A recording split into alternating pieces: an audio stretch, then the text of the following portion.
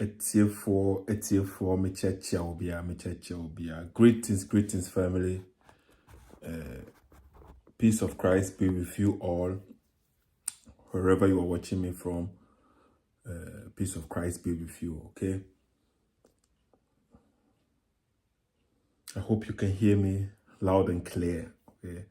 Forgive me for the quality of the camera today because this is a quick setup. I'm just doing this direct with my phone, okay? So I couldn't get a chance to set up the system how I usually come live on Monday, right? Because actually right now it's late. I usually come at a specific time, okay? I'm sorry that I'm coming this late. I won't be able to even like hold on for too long, like as usual, right? But I decided to still come and make this short video and let people know that unfortunately for me, I'm a family man, right? So sometimes you have to adjust, you have to like sacrifice some things, okay? So I wasn't able to do it the way I am supposed to do it, okay? So please forgive me and all those who were like waiting on me to come. I'm sorry, but today we will not be able to do it as we usually do it, or we always do those things here, okay? Sorry, I'm sorry for that. And I hope the sound is coming clear, okay?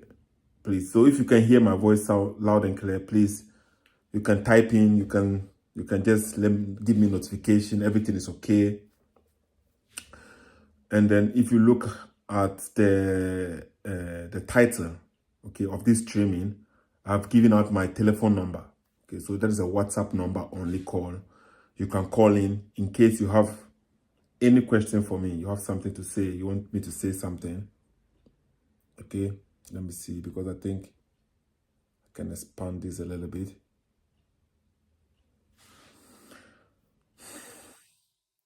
Yeah, that will be by the way. Okay, so today is Monday. Usually it's Monday open dialogue. I will come live. I will open the phone lines. I will give people opportunity to call in.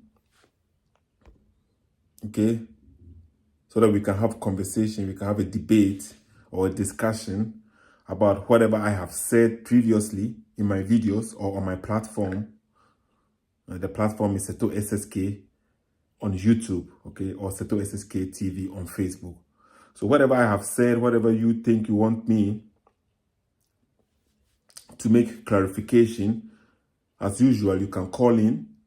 You can call in and then we can do what? We can speak about it. On this platform, it's like, as a Christian, right? There is no need for me to fabricate anything about any other religion. I don't have to do this. I have the truth. I want people to see the truth, what is in Christianity, what the Bible teaches. That is what I want people to do. So in doing this, right, and pointing things out in religion like Islam, by the grace of God, we don't even have to do anything. I don't have to say anything negative about Islam. I just have to show people what their own book says. Just by pointing out, this is what is in your book and this is what you believe in, that alone triggers a lot of people, right? You don't have to even lie. You don't have to fabricate anything. Just read the book to them. Say, look, this is what the book is saying. This is what in the authentic book is saying, and they will get mad at you for reading the book. You get a point here. This is amazing. So I am lucky, I am blessed, and I am thankful for Christianity, for the Bible, because we don't deny what the Bible says. If you read something for me from the Bible, at the end of the day, it is maybe your misunderstanding. We are not denying what the Bible is saying, but maybe you are misunderstanding what the Bible is saying. But for some Muslims, you literally read what the Quran says, and immediately they are mad at you. Why are you reading this? You just read it, and you don't even give your own explanation. You are giving the explanation or the interpretation from their scholars, the scholars that they accept. and they are still mad at you. You read the verse, you give the understanding. It's amazing, right? So that is just by the way. So in case you want to join me right now, okay, we are not going to stay long because as I'm saying, I'm doing this with the phone, okay, with the phone. So I cannot be bringing people online. It's not StreamYard right now. I'm not using StreamYard, okay. I'm using my phone to do this one, okay. But I posted this Quranic verse on my platform yesterday. I think it was yesterday or today. It was yesterday. See, whenever you post something about Islam on your platform and the Muslims who comes under the comment section cannot answer your question, they find another way to change the topic. They start by saying, English is your problem. You have problem with English. You don't understand English. You get a point here? When it comes to the Arabic, they will say you don't understand Arabic. When you give it to them in English, they will say you don't understand English. But do they understand English? They don't understand the Arabic because they only recite it. A lot of them, they recite it. Okay, they have memorized it. They recite it. So they don't really know what they are reciting. They have just memorized it and they are reciting. They are repeating. So they don't understand. So they themselves, a lot of them, depend on the translation, the English translation. Yes, they can recite to you the Arabic, but for them to understand, they turn to the English translation. But when they come to me and they say, do you speak Arabic? Do you understand Arabic? Can you recite Arabic? I can't, but there's no difference between me and you. Me not being able to recite in Arabic and you being able to recite in Arabic but doesn't understand what you are reciting, we are equal. I mean, there's no difference, right? So when a lot of Muslims, when they came on my platform because I posted this verse saying, according to this verse, right, Jesus knows the unseen. According to this verse, Jesus knows the unseen. A lot of Muslims jumped on me in the comment section claiming, you see, English is my problem. Now we are going to use English, what? We are going to read it slowly and then we will know who is understanding this verse or who is misunderstanding this verse. Who is misunderstanding this verse or who is understanding this verse, okay? Because they cannot, when a Muslim reads the Bible, they are very, very specific about the wording of the verse in the Bible. As usual, a Muslim will quote John chapter 17, verse number 3. And then he will say, according to John chapter 17, verse number 3, the Father is the only true God. And this is Jesus speaking. So for Jesus to say the Father is the only true God, so they are being specific about the word used in the Bible, only true God. So Jesus is claiming he is not God and only the Father is the true God. Only the Father is the only true God. And that's what they are using. Whatever you tell them, if they know the word only, this is what it means. So they will be very, very critical and specific. Okay? They'll be very, very specific when it comes to who? When it comes to the Bible. Now, when it comes to the Quran, now they want contest. They want the tafsir. They want the tafsir. They want the imam. They don't want this tafsir. They want that one, that other tafsir that they denied yesterday. They want that one today. Okay, so that's how they are. So now we are going to use the same logic for the Muslims today here too. Okay, we are going to read this verse and we are going to be specific about the wording, how Allah used this verse, how Allah, the word that he used, right? And this is not my translation. I have checked over 7 or 8 translations. This is exactly how they all translated it. Okay, I have checked about 7 or 8 translations. This is how they all translated it. So it cannot be a coincidence that all the scholars are translating it using the same word here. And what is this verse talking about? Jesus being knowing the unseen, right? That's what I'm saying here. Jesus knows the unseen. And according to the Quran, Allah is the one. Allah is the God of the Muslims. Allah is the God of the Quran, right? Allah is the one who knows the unseen. And what is the unseen? That means something in the future. Nobody knows in the future. Only God knows the future, right? So according to this, unless maybe God has given you the prophecy to prophesy for something. So according to Quran chapter 13, verse number 9, okay, I will not be able to put it on the screen right now, but I'm saying the verses clearly. Quran chapter 13, verse number 9, all knower of the unseen and the seen, the most great, the most high. According to the Quran, that is Allah. Allah is the all knower of the unseen and the seen, the most great, the most high. Okay, that's what Quran chapter 13 verse number 9 says. Now this verse here on the screen, Jesus is also knows the unseen. He knows the unseen, and this is interesting. So let's read this verse. That's why I've placed it on the screen right now. I've placed it on the screen. I'm reading it slowly, and look at I would say a mistake, right? But who am I to say a mistake? Seto doesn't even know English. So maybe you can let me know if I am misunderstanding something, okay? If I am misunderstanding something here. So let's see right now. This verse is saying, Quran chapter 3, verse number 49. Quran chapter 3, verse number 49. It says here, okay? And make him. Okay, I'm not going to read those in brackets. The brackets, they are not in the Arabic. Okay, so the Muslims, they are corrupting their Bible, or they are corrupting their Quran by adding words. It's like Allah was not clear enough. You see now? They say the Quran is the direct speech of Allah. The Quran says it is a clear book. It is clear. It explains everything clear. So why do they, when they are translating the Arabic, why do they have to add things in to make things clear? Was Allah not clear enough?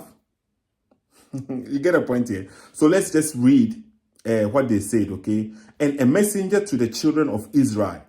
And a messenger to the children of Israel.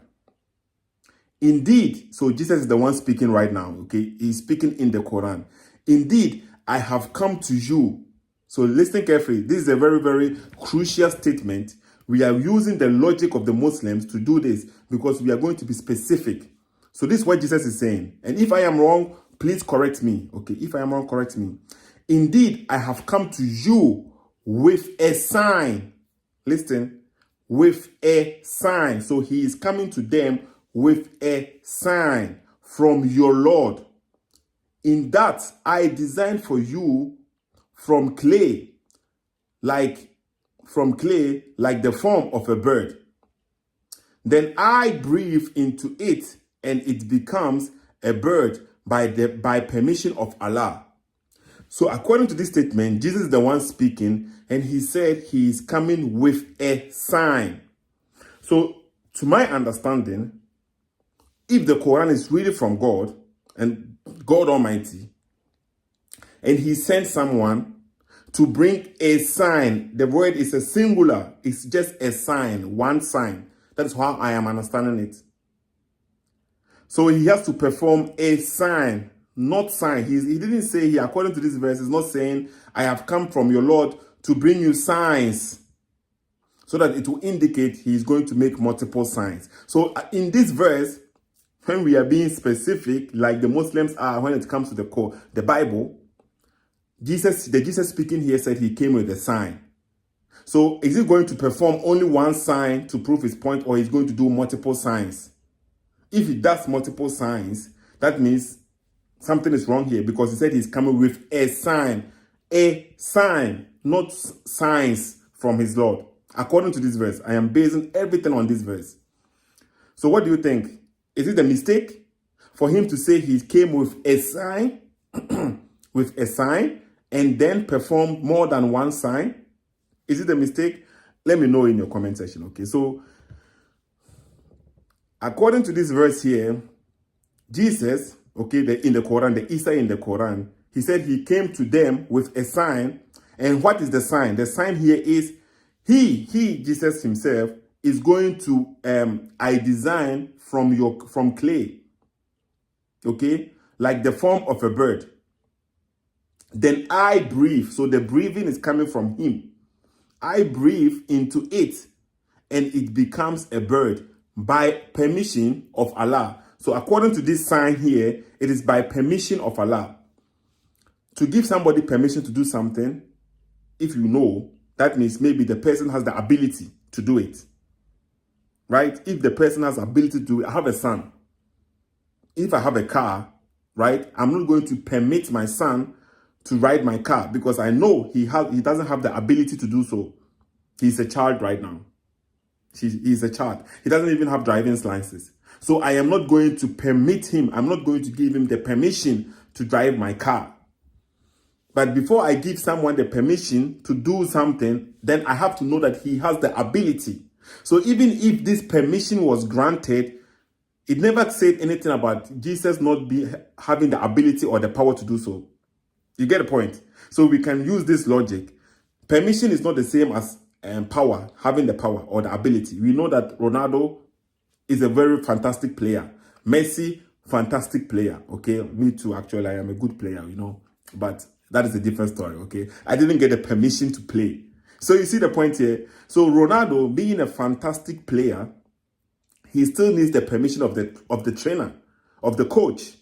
So when it comes to the field, the coach can put him on the bench. And then when he gets the permission, and then he will prove to the people what he can do.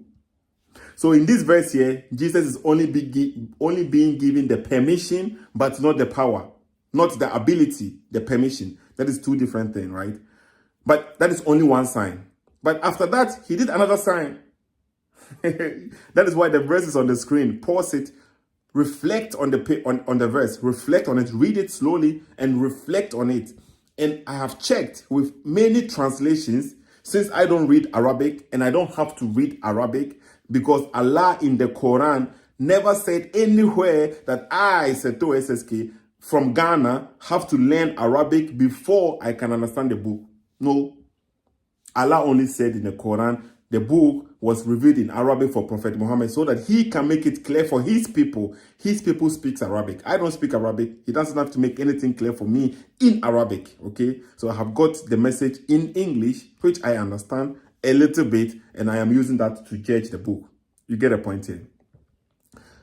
So according to the verse right now, we clearly see that Jesus, the one in the Quran, is claiming he came with a sign from who? From their Lord. And what is the sign? He did something. He performed a miracle by creating a bed, using a clay to form a bed, and then breathed into this bird, and then the bird flew away or came alive by the permission. By the permission, okay? So that would be enough, because he said he came with a sign. But no, the Quran, it is the Quran that we are reading. So even though he said he came with a sign, he continued. He said, and, listen carefully, his continuation starts with and. So he did the first miracle, he's doing another miracle. So he didn't come with a sign, he came with signs. With a plural form. He did not come with a sign, he came with signs. And so let's continue with the second sign, okay? And this is in the Quran. And I cure the blind and the leper. And I give, listen carefully, and I give life. So he's multiple signs. So how come he said, and I came with a sign? How come? Just think about this, okay? So let's continue by saying, and I cure the blind and the leper. These are the signs he did, not with a sign, okay? And I give life to the dead. I give life to the dead. Listen carefully. By permission of Allah. So, according to this statement, he has given another permission again. So, first permission that he breathed into a bird from clay and it became alive. That was the first permission. He said by the permission. So, he clarified that by saying by the permission. Not by the power, not by the ability, by the permission. And then the second time, according to the verse, the same verse, he says, I cure the blind. So the blind too, by the permission. I cure the leper by the permission, and I give life to the dead. To the dead, giving life to the dead by the permission of Allah. Finish. So we have now 2 times Allah is using by the permission. So we clearly see when permission was given. I'm just being specific with the Muslims the way they are with the Bible. It's not done. And we come to the part where it is underlined. And I inform, so the part where it's underlined on the screen, and I inform you of what you eat and what you store in your houses. And this is the part that makes Jesus unique in the Quran. The Jesus in the Quran. This is not the Jesus that we believe in. This is just like an imitation, a fabrication Jesus, right? It's not the one that we believe in. But I am just making this point for the people. Even when they tried to copy the Jesus, they couldn't put sin attached to this Jesus. He is a unique Jesus in the Quran. So listen carefully. And I inform you of what you eat and what you store in your houses. Look at how many people we have in this universe. Jesus is saying, I inform you. So let's forget that. Okay, forget that statement I just made. Because he was speaking to the people, his children of Israel. So to the children of Israel, according to this statement, to the people that he's speaking with, he knows what they eat. Even though he was not there, he knows what they eat and what they store in their houses. So the secrets that they have in their houses, the things that they have in their houses, Jesus, he has the ability to see all of them. He knows everything. And look at this. According to this statement here, it never mentioned by the permission. It never mentioned by the permission. We already seen 2 examples where it is mentioned by the permission. And this is from Allah. That's what you believe in. So if it is true, according to this statement, Allah never said everything Jesus does is by the permission in this statement. He clearly stated the first thing he did, he said by the permission. The second thing that he did, the second miracles that he mentioned, he also said by the permission. But the third time, he never said anything about permission. He never said anything, according to the verse right there. So it is you as a Muslim, I'm using you as a Muslim, you are going to say, this one too is by the permission, but Allah never said anything. So they say, I don't understand English. And when you read this clearly, this statement, when you read it in context, right, as clear as daylight, as you can see on the screen, you can see clearly say, Allah gave the Jesus in the Quran, he gave permission to do something for the first time. He gave permission to do something again. But the third time, he never said anything about giving permission.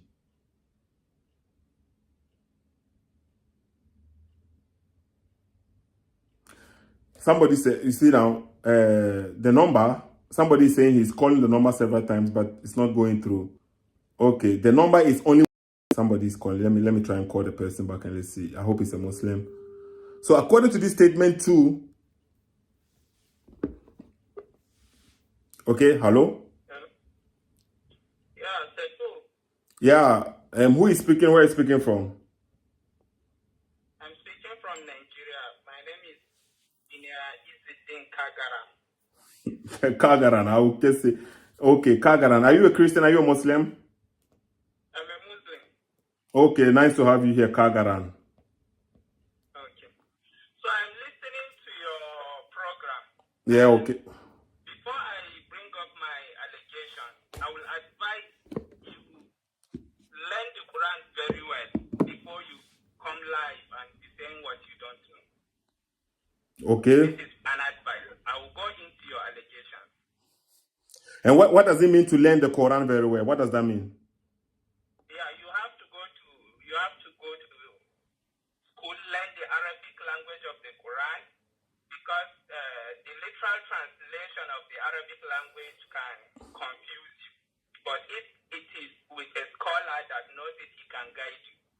This just an advice. I'll go into your allegations and I'll answer it. Oh, okay, but Kagaran, but the scholars, I don't speak Arabic, so if I go to the scholars, in what language are they going to explain it to me? He will start teaching you Arabic when we all started from going to Islamic school to learn Arabic gradually.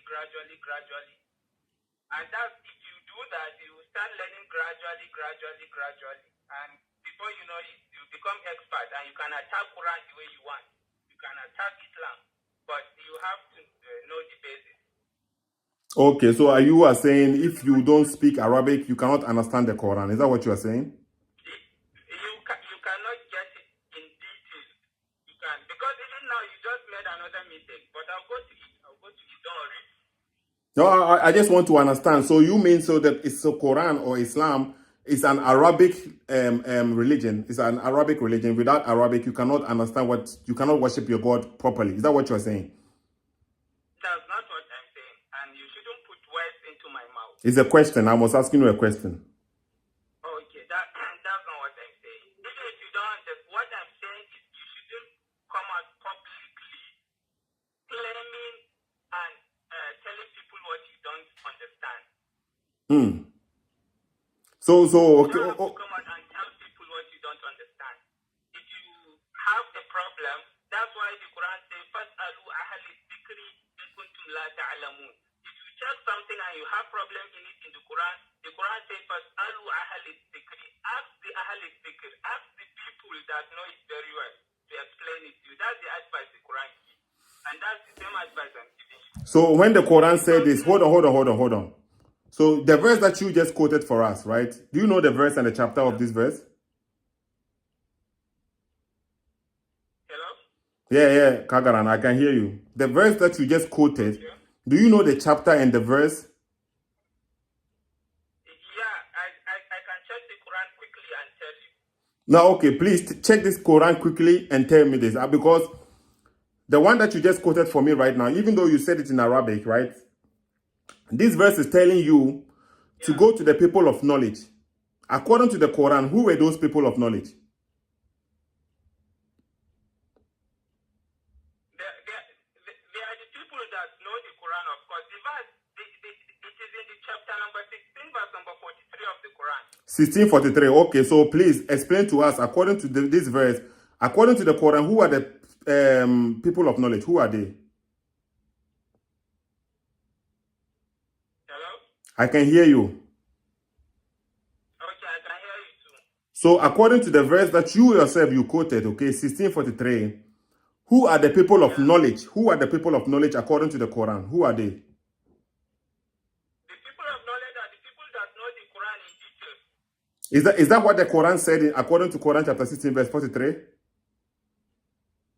said? Is that what the Quran was saying according to Quran chapter 16 verse number 43?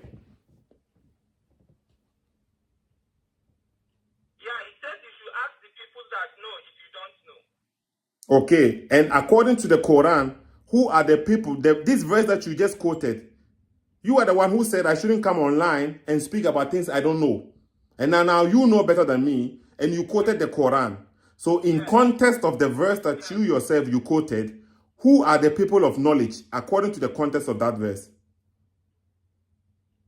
That is why I tell you, they are the people, if me, I know something, and you don't know, if you ask me, in that context, I am the Ahli Dhikr in that context. So you pick it based on the context. No, okay, and based on the... For example, if I want to ask you about Christianity, no, let me give you an example. If I want to ask you about Christianity, in this context, Christian is the Ahli Dhikr. No, listen carefully. I'm saying... If I ask about the Bible, then I will go to the people of the book and ask them. They are the Ahli Dhikr of the Bible. Okay, listen carefully. If I want to ask about the Quran, then I ask the person that knows the Quran. So you are the one who quoted the verse, right? If I want to ask about your book, in this context, you are the Ahli Dhikr. I'll ask you about the Bible so that you explain to me. Okay, so I just want people to get this clear. You are the one who quoted this verse. And I want people to understand the context of the verse. In the verse that you quoted for me, I don't want your understanding. According to Quran chapter 16, verse number 43, the people of knowledge there, who were those people? Who were Allah referring to? They are the people of the book. Who are those people of the book? They are Christians. So that's why I said if I want to ask you about Christianity, I go back to people of the book. Okay, so according to your hold on. In the context again, where I want to talk about Islam, I'll ask the person that knows the Islam. So listen carefully. Okay. Okay. I have a feedback right now. I don't know why. Have you done something with your phone? He said, There is a feedback there at the moment. okay. Yeah, okay. I think it's better now. I'm not listening to the program. Yeah, it's better, but there is a feedback. All of a sudden, there is a feedback here. I'm in the car, actually, I'm driving. Maybe. Okay, so okay, hold on, small, okay. So who, according to the verse that you quoted, who was Allah talking to, and why is Allah telling that person to go to the people of the book, the scripture, the people who of knowledge? Who are those people? This is what I'm telling you. Okay, let me maybe if I do it, maybe if I break it down to you, get it better. The Quran talks about the Injil, the gospel. Quran talks about it. Do you hear me? I am listening. Okay, so the Quran is revealed to the whole of humanity. So the people, maybe the narration that Quran did about the Injil, which is the gospel, those people that are doubtful of what the Quran says, Quran is saying that you can ask the people that the gospel was revealed to them. Do you hear me? No, what you just said doesn't make sense. You said? I said what you just said, it doesn't make sense. Repeat it again. Why doesn't it make sense? Quran is saying you should ask the people that the Injil was revealed to them. Who should ask the people? Who? They are the early speaker of the Injil. Okay, but who should ask them? Who is the one who should ask them? Our people, the Muslims, can ask the people of the book so that they will tell them what they are having a doubt about. Anybody that is having a doubt Exactly. about a narration from the Quran, about anything that Quran says regarding the Injil, whether Muslim, whether non-Muslim, if you have a doubt about what the Quran is saying with regarding Injil, then ask those people of the book. Exactly. Oh, nice. Okay, fine. So when you come and ask me, was Jesus crucified?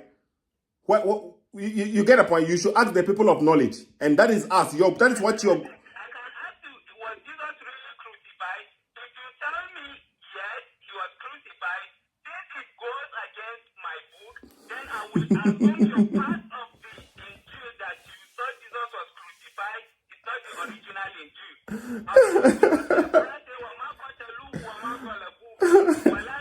And this is the guy, you see now, when he came here, he is telling me I don't know what I'm talking about. So the verse that you quoted for me, hold on. First of all, you have to hear my own point with Let me show you something here, okay? Because when you came here, But why are you running away from the program you are doing? I'm not running away. I'm just going according to you. You are the one who came here, loudmouth, thinking you know better. So listen carefully. What we have just established here right now, okay? According to Quran chapter 16, Kagaran, hold on. Kagaran, hold on. Stop speaking. Let me finish speaking, okay? I'll give you the time to speak. So just hold on. When he came here, he quoted the verse, right? And this verse is saying, ask the people of knowledge. And when Allah was speaking, saying this, he was referring to the people of the scripture, the Jews and the Christians. We have been identified as the people of knowledge. According to the Quran chapter 3, verse number 7. Who are the people of knowledge there? According to Quran chapter 3, verse number 7. You asked me time without number. I told you people of the book. No, I said according to Quran chapter 3, verse number 7. According to Quran, it's No, it's not talking about people of the book. It's not talking about people of the book. You don't know what you're talking about. Can you read it? Quran chapter 3, verse number 7. You said Quran chapter 3, verse number 7. Let me open it. Please. I'm driving, but let me see if I can use my phone to open it. But please, I don't want you to cause any accident. So it's better maybe you park on the side. It's not a major road. It doesn't matter. A minor accident is also not needed right now. But I still want to answer you. That's why. Yeah, I want you to see Quran chapter 3, verse number 7. Chapter 3, verse what? Verse 7. Verse 7. Okay, Quran chapter 3, that's Surah Nisa'i. Ali Imran. Surah Ali Imran, okay? Mm-hmm. Say verse 7. Verse number 7, yes. Okay. It's open. I can see it, okay? What are you trying to say there? I said, who the people of knowledge there? There are somebody, okay, who have knowledge. Who are those people? Let me read it. Now read it loud. Okay, let me read it loud. Let me translate it. It is he who has sent down to you, O Muhammad, the book. In it are verses that are precise. They are the foundation of the book, and others unspecific. As for those in whose heart is deviation from truth, they will follow that of it which is unspecific, seeking discord and seeking an interpretation suitable to them. And no one knows its true interpretation except Allah. But thus firm is knowledge, say we believe in it, is from our Lord, and no one will be reminded except those of understanding. Okay? I just read it. Okay, so those who are firm in knowledge, who are those? What did they? Understanding. So what do they say? What do they do? You said? Those who are firm in knowledge, what do they do? My translation says those who, it says except those of understanding. That's what my translation says. Okay, so Allah said He brings verses. Okay, according to the Quran, there are verses they are specific. There are verses they are unspecific. Mutashabihat. I think that's how they are called, right? And then nobody knows its meaning. Nobody knows its meaning except Allah. But those who are firm in knowledge, they say we believe. So according to this, those who are knowledgeable in Islam, even though they don't know the meaning, they don't know understand anything, they say we believe. They accept it like that. It is from.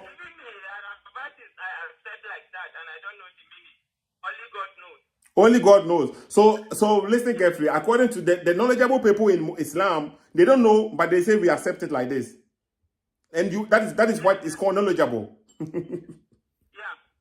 And that is reasonable for you? Very reasonable. And because there are verses in the Quran that has no meaning. Example is Alif Lam Mim. Look at this. Alif Lam Ra, Alif Lam Mim Sade, Qaf, Sad, Noon. All this, only God knows the meaning. And we accept and we believe. Exactly. And what is the purpose? How does that guide you? Because we don't need just one particular word in the Quran to guide us. We need the whole Quran, the complete Quran. It's enough. But now you get my point here. According to this verse here, Quran chapter 3, verse number 7, the knowledgeable people, Muslim knowledgeable people, they say we hear and we obey. We believe. We just believe. But when it comes to the people of the book, we get a point here. But how do you know? How do you know the verses that is unspecific according to this verse? How do you know the part of the Quran which is?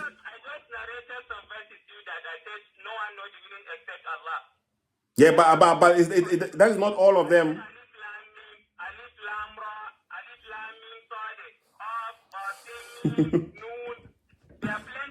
And who told you that is unspecific? Did Allah tell you that is the unspecific ones? Allah said Allah holds the meaning to himself. Where did Allah say these are the unspecific verses? Where did Allah say this? Because there is no translation to this particular Yeah, but that is because you don't know how the translation. Allah never said this is the unspecific ones. But it's okay. People have get my point, okay? Kagaran. Go to the point. Tell me the translation of noon.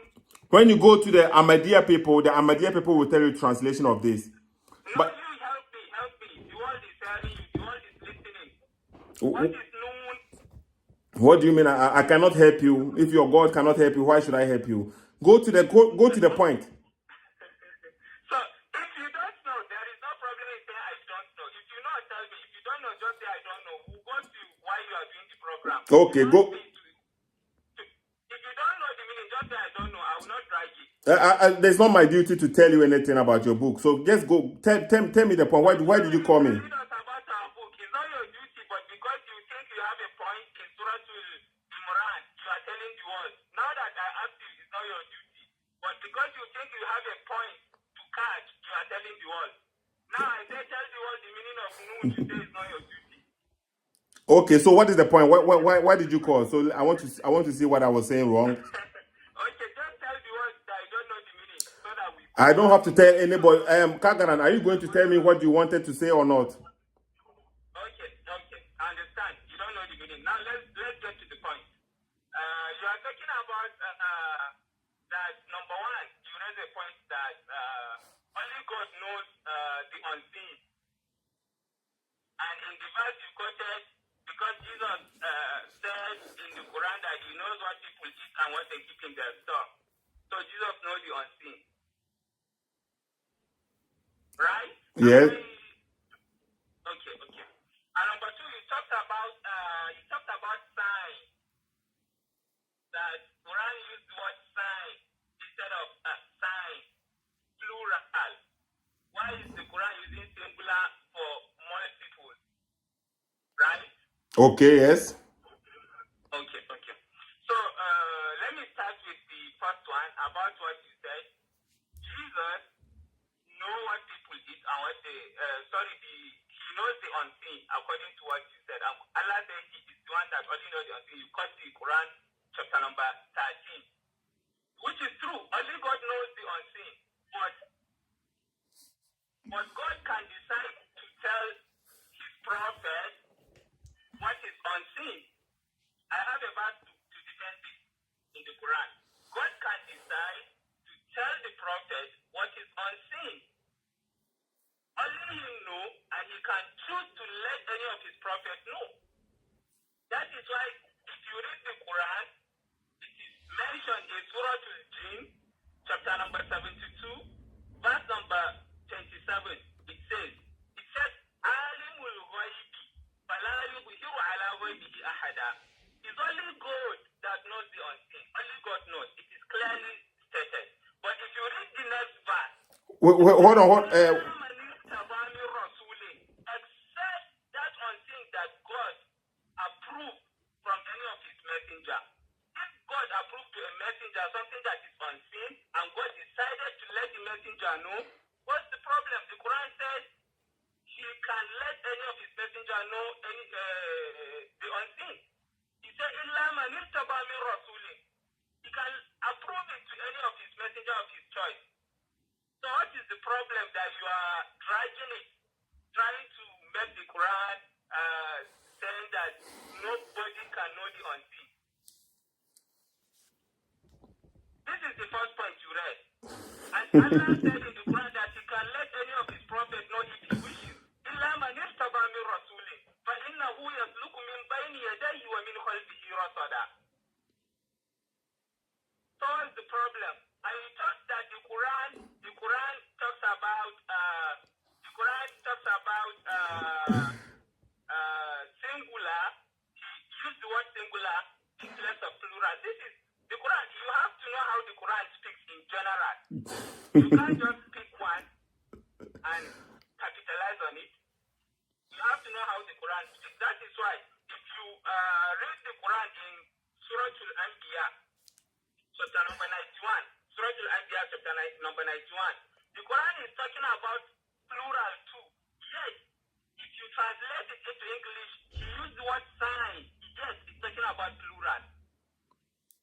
So it's not a new thing. Quran talks about, if Quran wants to talk about Mary and Jesus, there are two people, but the Quran will use the word singular. That's why there are about more than one place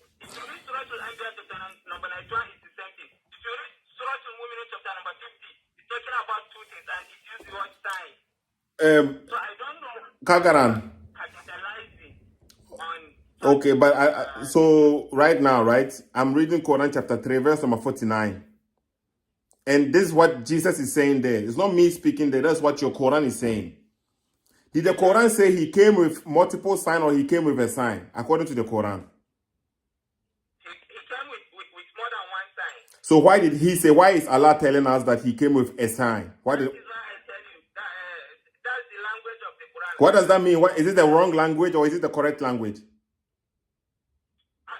don't know the Arabic. How can you? So that's why I'm asking you, what do you mean that is the, so in Arabic, when they say I am coming with a sign, when somebody say I'm coming with a boy, and then he come with many boys, is that Let me give you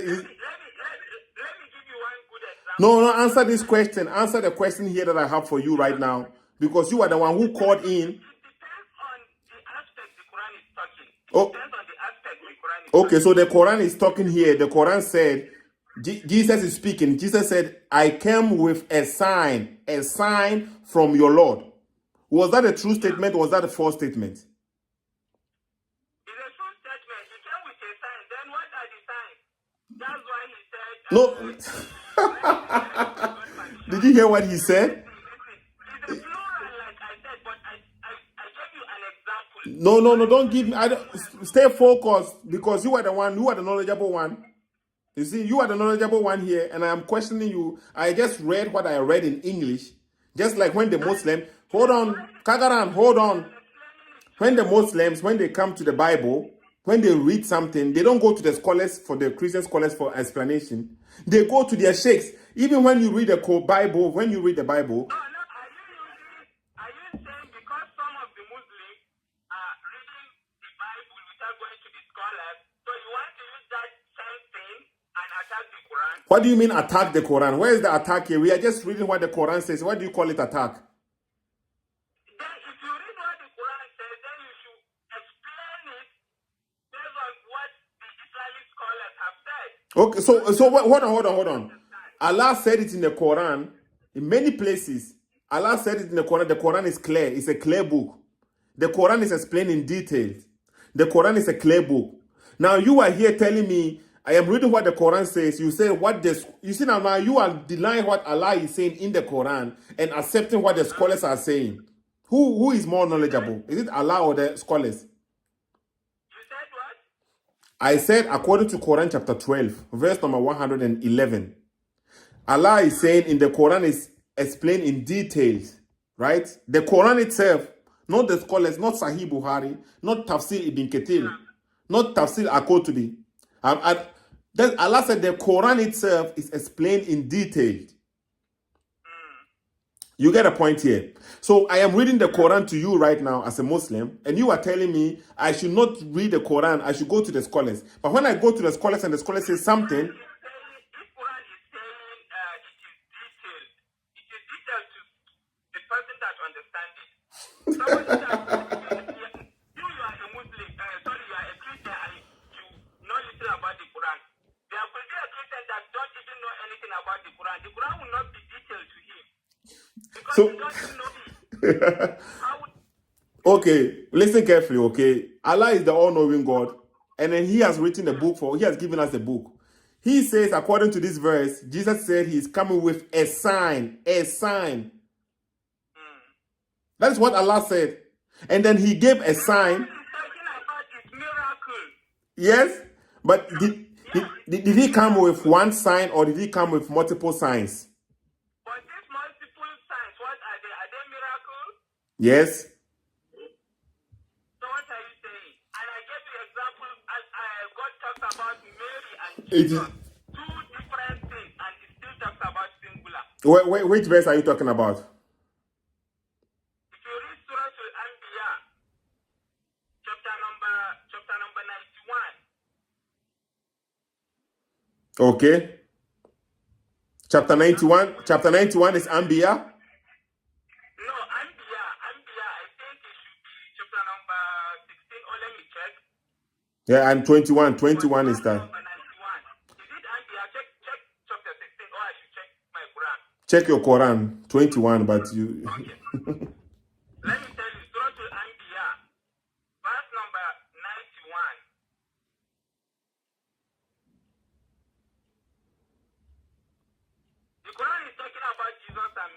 And No, yet it uses read it for us. Read it for us.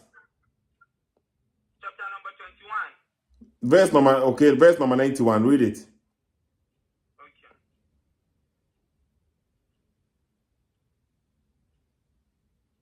And mention the one who guarded her chastity.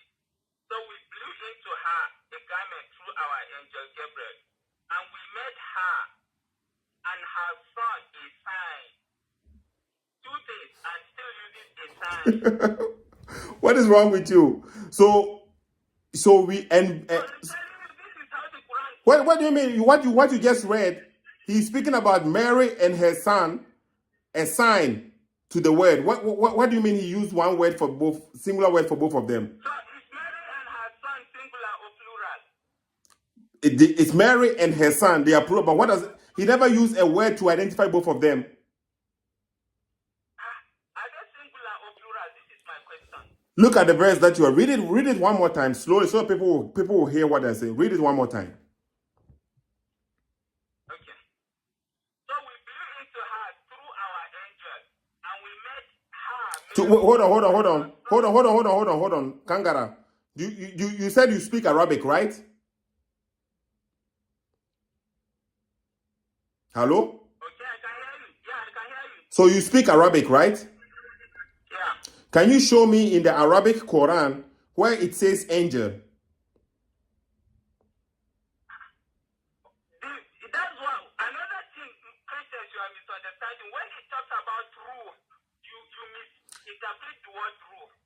I just asked you a question. I said, can you show me in the Arabic Quran where it said angel? Can you show it to me, please? That's what I'm asking you. I didn't say. The ruh is the angel. Where did Allah tell you the ruh is malaka is angel? Malaika. No, can you give me the verse where Allah said the ruh is angel Gabriel? We want emphatically, like Dr. Zakanaik is saying, show me where Jesus Christ said, I am God, worship me, and then you accept it. Can you show me where Allah said in the Quran, the ruh is angel Gabriel, is the Malaika? Give me the verse. I want you to know. Because the verse that we read, previous verse, Quran chapter 3, verse number 37, Allah said there are some verses which are unspecific, and there are specific verses. And some of the verses, you don't understand.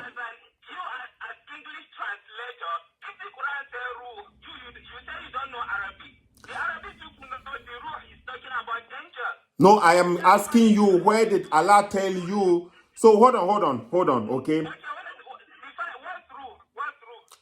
I just asked you the question. You are the one who is. So what is Malaika? Malaika is angel. You asking me the word, for example, you ask me to the word that because the verse says, "Inni mutawafika," and if I translate mutawafika differently, you come and say no. Mutawafika is used as different thing. It's just like one brother in Nigeria, one brother Korede, he said all Muslims will enter fire. He used the word wariduha. That same wariduha, if you read another place, it gives different meaning. In another place, that same wariduha gives different meaning. In another verse, that same wariduha gives different meaning. So what are you saying? That same word. I am just asking you a simple question. Listen carefully. Allah does not like people who use assumption. Don't assume things. That's why Allah doesn't like people who do assumption. I'm not assuming. Okay, so give me where Allah told you that Malaika is the same as Ruh. Give me this verse. I want. Okay. It's just,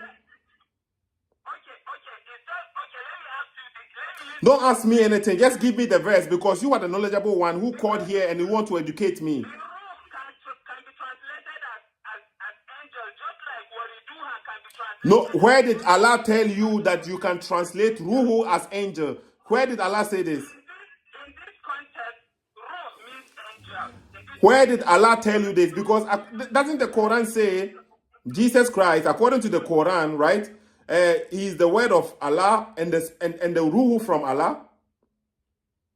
That's what I just explained to you. The word can mean different things in Arabic. Okay, so give me the verse. I just want you to give me the verse. I'm learning from you because you are the knowledgeable Muslim and you called here. The Arabic verse to you.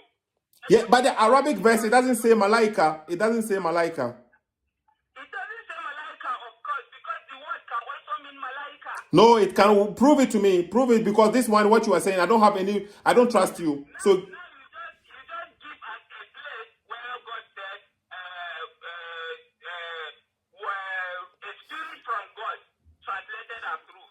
And here I am telling you, it says, وَالَّتِي أَحْصَنَتْ فَرْجَهَا فَنَفَخْنَا فِيهَا مِنْ رُوحِنَا.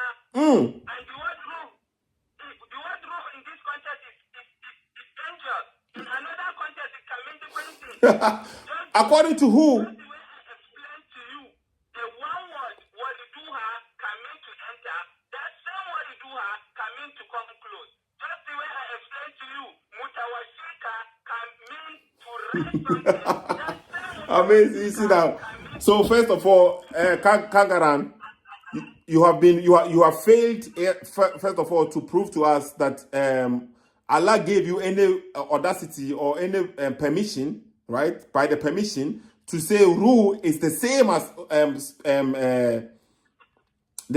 Malaika, because in the Quran there. Hold on. know that one word in Arabic language. There is a verse in the Quran when Allah said the spirit and the angel, they will stand on a roll. The spirit and the angel, right? Just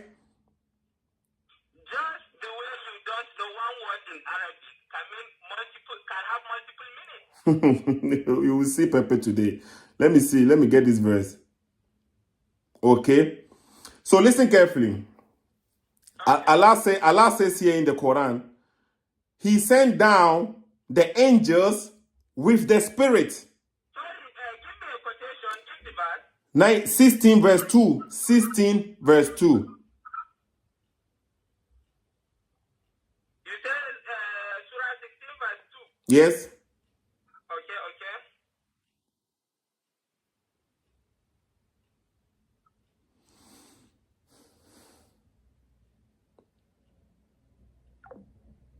Okay. He dropped the phone call. He's gone. He's gone. You see, when they come, they start speaking and they want to use the Arabic. They want to use the Arabic on you. They think so you don't know anything. I don't know much about the Quran. I'm not saying I am an expert in the Quran, but you just have to know a little bit. You take your time and you a little bit that you learn, they will run away from you. He's calling back. Let me pick the call. Let's see. Hello, Kagaran. Yeah, I can hear you. What happened? It just went off and I called back. Okay, nice that you are calling back. So Quran chapter 16, verse number 2. Can you read it for us? Okay, it says he sends down his spirit by his command through his angel. That's what it says literally. Yeah, that's what he sent down his spirit by his command through his angel. The next verse, number 3, says, on any of his servants whom he will. Okay, according to what I am reading here, read it one more time. Let me read it one more time. He sent down his spirit by his command through his angel. Okay, so now the spirit here, we have the spirit and then we have the angel. Are they the same? They are not the same. Okay, so how come you are telling me in the other verse that Allah is blowing in the private parts of Mary? The spirit there is angel. How do you know that it's angel? So how can you tell me in the verse of Surah Al-Maryam, verse number 71 that says enter, and Surah Al-Qasas, chapter number 20, Look at that says come close, how can you tell me the same word means different things? How can you tell me? I am asking you a question. Listen carefully. I am asking you a question. Please answer the question. You can answer that question, then that question will answer you. So are you saying I am the scholar here in the Quran? Is that what you are giving me? Are you saying that you don't know anything? So I have to teach you? Yeah, I'm telling you one word can mean different things. So I am asking you, according to this verse now, we know that let me read it what I have here, okay? Answer yourself. The Quran that I am reading here, it says, he sends down the angels with the inspiration of his command, okay, upon whom he wills of his servants. So he sends who? The angels. Okay. He sent, that's verse number 2. He sends down the angels. Okay. So here, in my translation, says he sent down his spirit by his command through his angels. If you want, I can screenshot and send to you. So what I have here, he says he sends down the angels with the spirit by his command. So what I have here, he sent down his spirit by his command through his angels. So who is lying here? So what does the Arabic say? It says, يُنَزِّلُ الْمَلَائِكَةَ بِرُوحٍ مِّنْ أَمْرِهِ. So in the Arabic, they have malaika and then the ruhu is there too. Malaika and ruhu. Yes. So the ruhu is not the malaika. That's what I'm saying. In this context, the ruh is different, the malaika is different. You are lying. You are lying. Okay, you are lying. But read the verse. People will get it. People will get what I mean. Okay, go back and read verse number 21, verse number 20, chapter 21, verse 91, the one that you were reading. Just, if you have it, just read it. I can talk. I told you I'm driving. If Okay. you just read it. I will talk. Because you are saying Allah used the a singular word for Mary and his son. Mary and her son. That's what I want you to read. I want you to point that out. I want to see what you mean. What I mean is the word ayah. The word sign in that place is ayah. The word sign in this one you are reading is still ayah. No, What I'm saying, you clearly said, hold on, you said Allah used a singular word for Mary and her son. yes, So that's what, show me that word. That's what I want to see, the word that you are talking about. the Arabic word or the. Are you talking about the Arabic word or the English word? The English word. Okay, let me look for it because I get out of there and start another place. I read the English and the Arabic too, but let me Yeah, go so back. just go there and then point to us the word that he used for both of them, the singular word that you are speaking about, that he used a singular word for both of them. I want to see this one. Okay.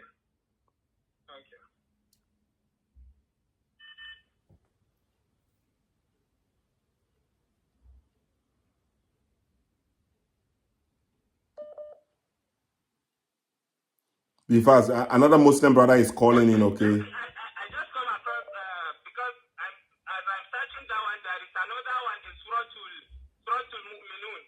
Should I give you the chapter? No, just focus. Go there and give me this one. I want to get this one first. Suratul Mu'minun chapter number 50. Just go there to Quran chapter 19 and give it. The son of Mary and his mother a sign. So where is which singular word did he use for both of them? Is the word sign you are talking about? No. I-G-N. The guy is confused. Talking about the Arabic word. Listen carefully. You told me, I said Allah, according to this verse, Jesus is saying he came with a sign, right? And then he performed more than one sign. And then you said there is another verse in the. Allah said,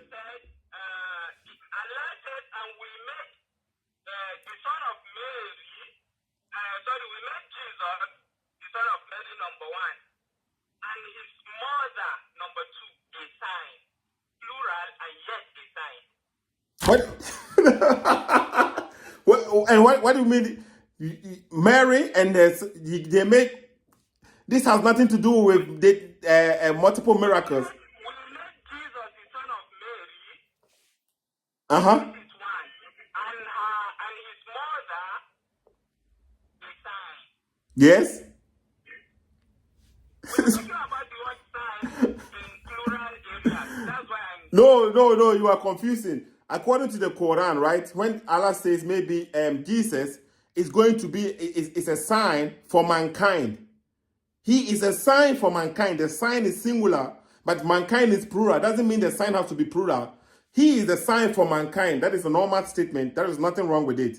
But the verse that we are dealing with right now, Jesus said he came with the S. You are saying because the sign come before the plural, but in this context, the sign come after a plural. No, you don't get it right.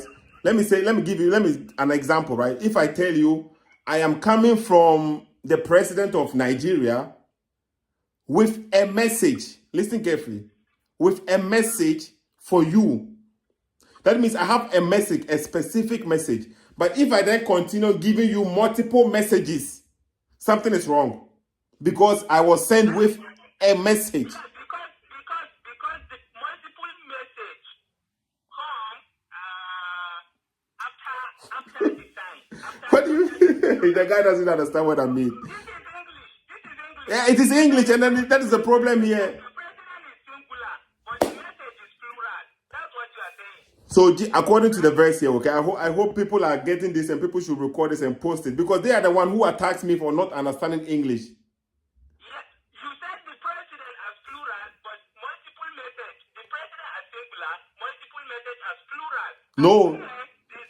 Listen carefully. I say. Let me lower the standard. Okay. I will bring you a dog. Listen carefully. What does that mean? When somebody say, I will bring you a dog, what does that mean? He will bring you a dog. Yes. Yeah, it means he will bring a dog. So when I come and I have like 7 dogs, is that what I told you? For English language, that's not what you said. You said you bring a dog and you bring dogs. And I bring dogs. So that would be wrong, right? That would be wrong if you are speaking English. Okay, so right now we are speaking English right now. The verse says there, Jesus is coming. The verse is in Arabic. Hold on, let me speak. Yes, the verse is in Arabic. All your Arabic translation, all your scholars who translated this verse. Listen carefully. You see the hypocrisy here. Hold on. That's why I'm giving you different ayah in the Quran. Let me speak, Kangaran. Let me speak. So you just confirm to me that when I tell you I am coming to you, I'm bringing you a dog, it means I am bringing you a dog. If I bring more than 1 dog to your house, 7 dogs, 3 dogs, 5 dogs, it means I have like changed. I lied to you or something like this. I wasn't truthful. Speaking English, just like I said, if it is in English, a dog is not dog. Okay, so right now Jesus said he was coming with a sign. If you say ayah, it can mean multiple signs. Just the way I give you 3 different examples. I give you 3 different examples in the Quran that use the same word, ayatan, and it talks about plural. Okay, as usual, okay, I cannot help him. So my point is still there, valid on the screen. And I said, you said only God knows the unseen. So why did Jesus Christ know what is in their house? And I said, Allah can decide to let from his messenger know what is in your house or whatever that is unseen. And I got a verse. Okay, so listen carefully, okay? According to the verse on the screen right now, we can see that Allah gave Jesus permission, right? Permission to do what? To make the bird and then blew and then breathe in the bird and the bird became alive. That is permission, right? He gave that permission. Yes. Okay, and then another permission was given again. In the same verse, he was given another permission to cure the blind, to heal the leper, and to give life to the dead. Another permission. Yes. And then it continued, and I inform you of what you eat and what you store in your houses. Did Allah give him permission according to the verse? In this verse, did Allah give him permission? That's what I said. Number 1, first of all, what you need to understand with Islamic belief, we believe the prophet have miracles. We believe this prophet have miracles. Number 1. What? Say it one more time. What did you say? I said prophet have miracles. Number 1. Every prophet has miracle. I said prophet. Moses have miracles. Jesus have miracles. So I give you an example. Muhammad too? Prophet have miracles. Do you hear me? Did Muhammad too have miracles? I won't talk. Muhammad, there is not any narrations from the Quran that Muhammad did miracles. So why do you say every prophet have miracles then? So who said every here? Number 2, you want to add another word just the way you did before. You want to add a word to my mouth. I didn't say that, and you said I said every prophet. So you said prophets have miracles. Every prophet, and you put it to me, I said every prophet. Oh, hold on. So am I okay? Let me clarify it. Here with you before you go when I'm not there and you say I said every prophet have Okay, Kangaran, let me clarify it now. So does every prophet have a miracle, or some prophets only have miracles and others not? based on the narrations of the Quran, it's not all prophets that are recorded with miracles. Okay, so Muhammad does not have a miracle. Is that what you are saying? There is no narrations in the Quran that Muhammad did miracles. Exactly. Okay, so according to the Quran, Muhammad no miracles. There are no any narrations Muhammad did miracles. Okay, thank for at least you are honest about this. Did you hear that, Muslims? I'm always honest. Whatever I said is honest. Okay, so don't you think if that is true, the statement that you are saying, if it is true and you really believe Muhammad does not have a miracle, and the Bible said the prophets like Moses, is Prophet Muhammad like a prophet like Moses? That is why I said, if you read the hadith, I know you might not believe in some of the hadith. There are miracles done by Muhammad in the hadith, but there is no narrations of any miracles. So hold on. The book of Allah, which cannot be corrupted, which is the most authentic book, according to your logic, it cannot be corrupted. Nobody can fabricate. Nobody can do it, add or subtract according to your understanding, even though it has already happened. We never see any miracles in that book. But the hadith, We don't need Muhammad to perform miracles in the Quran for us to believe in it. Even the Quran itself is enough. It's a miracle to us. For us to believe.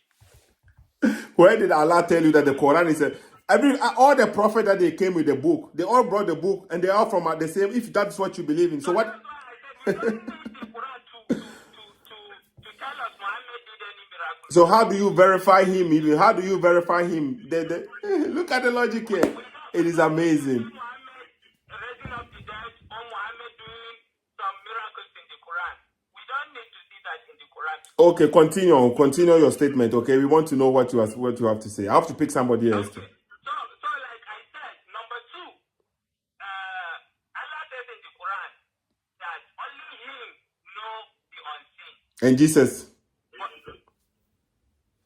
I'm telling you what the Quran says. He said only Him knows the unseen. And then Quran made a statement and He did not specify. He said but He made it approved from some of His messengers to know the unseen. Surah June, chapter number 72, verse number 27. He said, unless the ones He approved from His messengers to know. So if you said, just because Jesus said, I know what is in your house, He knows the unseen, we believe what's the problem? Quran already stated that He can make it known to some of His messengers. So why are you attacking Islam based on this? what do you mean attacking Islam? We're just asking questions. Why are you trying to say Quran is completely wrong because it says only God knows the unseen? Whereby in that particular verse of Surah Al-Jinn, God said He can make it known to some of His messengers. Where did I say that? You are saying I shouldn't put words in your mouth. And you are here putting words in my mouth? Number 1, okay, let me do it one by one. You said only God knows the unseen, right or wrong? Yeah, that's what Allah says, yes. Okay, but you did not read the fact that Allah says He can make this unseen to some of His messengers. Is it that your knowledge did not go that, or you just try to manipulate things? Okay, so listen carefully, okay? We are going to go according to your statement. Allah said He's the only one who knows unseen. And then He gives permission to people to know the unseen. So how many people knows the unseen? Is it only Allah or Jesus Christ too? Allah made a general statement that He made it to some of His messengers. He did not pick. He did not say Jesus. He just said Muhammad. So if Jesus knows the unseen in this particular thing you are saying, then we will believe it's part of what Allah said. So how many people knows the unseen then? When Allah has given him the permission to know the unseen, how many people knows the unseen? We are talking about Jesus here. So in this context, if Jesus knows the unseen, then He have known it because Allah allowed. Okay, and now Allah has allowed Jesus. That's what I'm asking you. I am asking you. You said only Allah knows the unseen. And Allah has given the privilege for Jesus Christ to know the unseen. So how many people knows the unseen now? As we are talking based on Jesus. So in this context, Jesus knows what is in the house. So how many people knows the unseen? Whether say you know the unseen, whether I know the unseen, whether somebody in Egypt know the unseen, we are not talking about that. We are talking about Jesus in this verse of Surah Okay, so now this. verse number 49. You see now, This verse that you played in your screen. Kangaran, according to your understanding right now, right? That is it only Allah who knows the unseen, or somebody else also knows the unseen? You said? Is it only Allah who knows the unseen, or somebody else also knows the unseen? So, can I answer? Can you keep quiet? I'm waiting for the answer. Allah knows the unseen, as you said, Alimul Ghaibi, Fala Yusiru Ala Ghaibihi Ahada. Allah knows the unseen, only Him. Then He said, Illa man irtaba min rasuli. Unless that part of the unseen that He made it known to any of His messengers.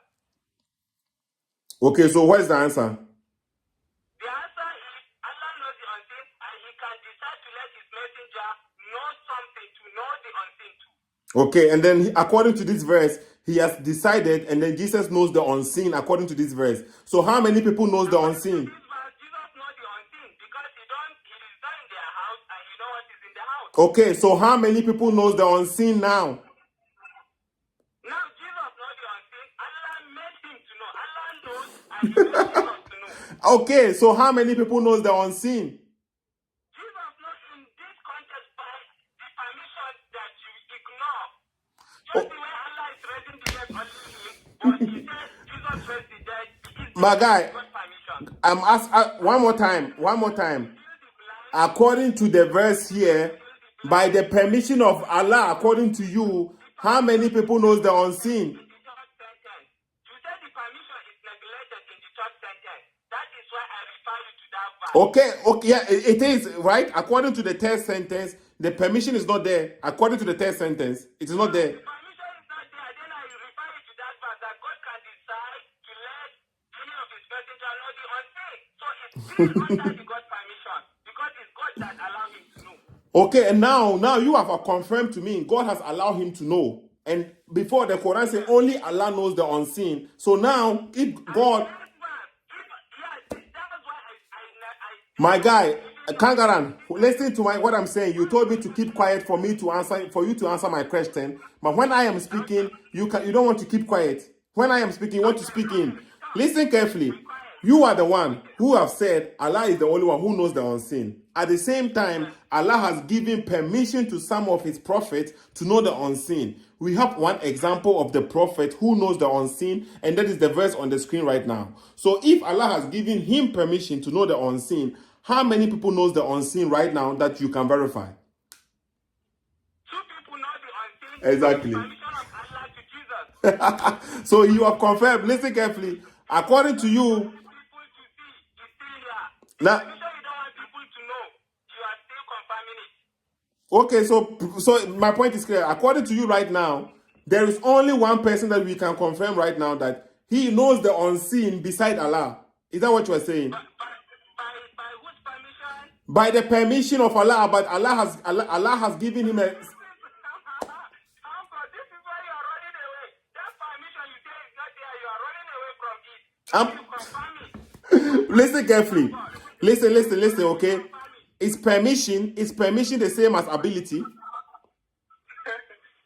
confirm it. Me, I'm okay. I am going with your logic. So even if you go with the logic that you have, There is no permission. there is no. You neglected the permission and now you confirm it. And the word is My guy, I know there is no permission there. You also accepted it. You already accepted it. You have to go to another verse. I just got back to you. Exactly. You went to another verse. I told you right from the beginning, we are going to go with this specific verse. Just like when the Muslims go to the Bible, they use one specific verse. They never use the context. Confirm my point. I'm just glad. Okay, so I'm also glad that you have already acknowledged that according to you, Jesus knows the unseen next to Allah. Muhammad does not know the unseen. We know that Jesus knows the unseen. And then hold on, let's hold on, because I want to pick another caller too, okay? Because I don't have much time. Yeah. Let me see. According to this one too, okay, Jesus give life to the dead. Jesus give life to the dead, right? Yes. Who else can give life to the dead apart from Allah? Allah allowed Jesus to give life to the dead with his permission. So once again, we have an attribute of Allah. When the Bible says in the Gospel of John, Don't go to the Bible. Don't go to the Bible. Don't use the Bible to defend your God because you think the Bible is corrupt. Don't use the book that is corrupt to defend your God. Wait, what kind of logic is this? Bible, Jesus said he cannot do anything. Hold on, but why are you going to use the Bible to defend your book, your mighty book, the book which is corrupt? We are going to use it to I use the Bible. I leave it to you. So please don't hold on. So let's count this one. Hold on.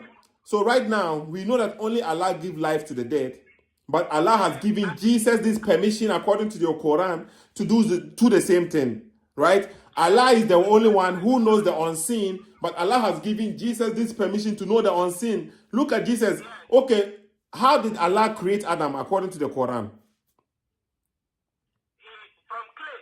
From clay. And then what did he do then?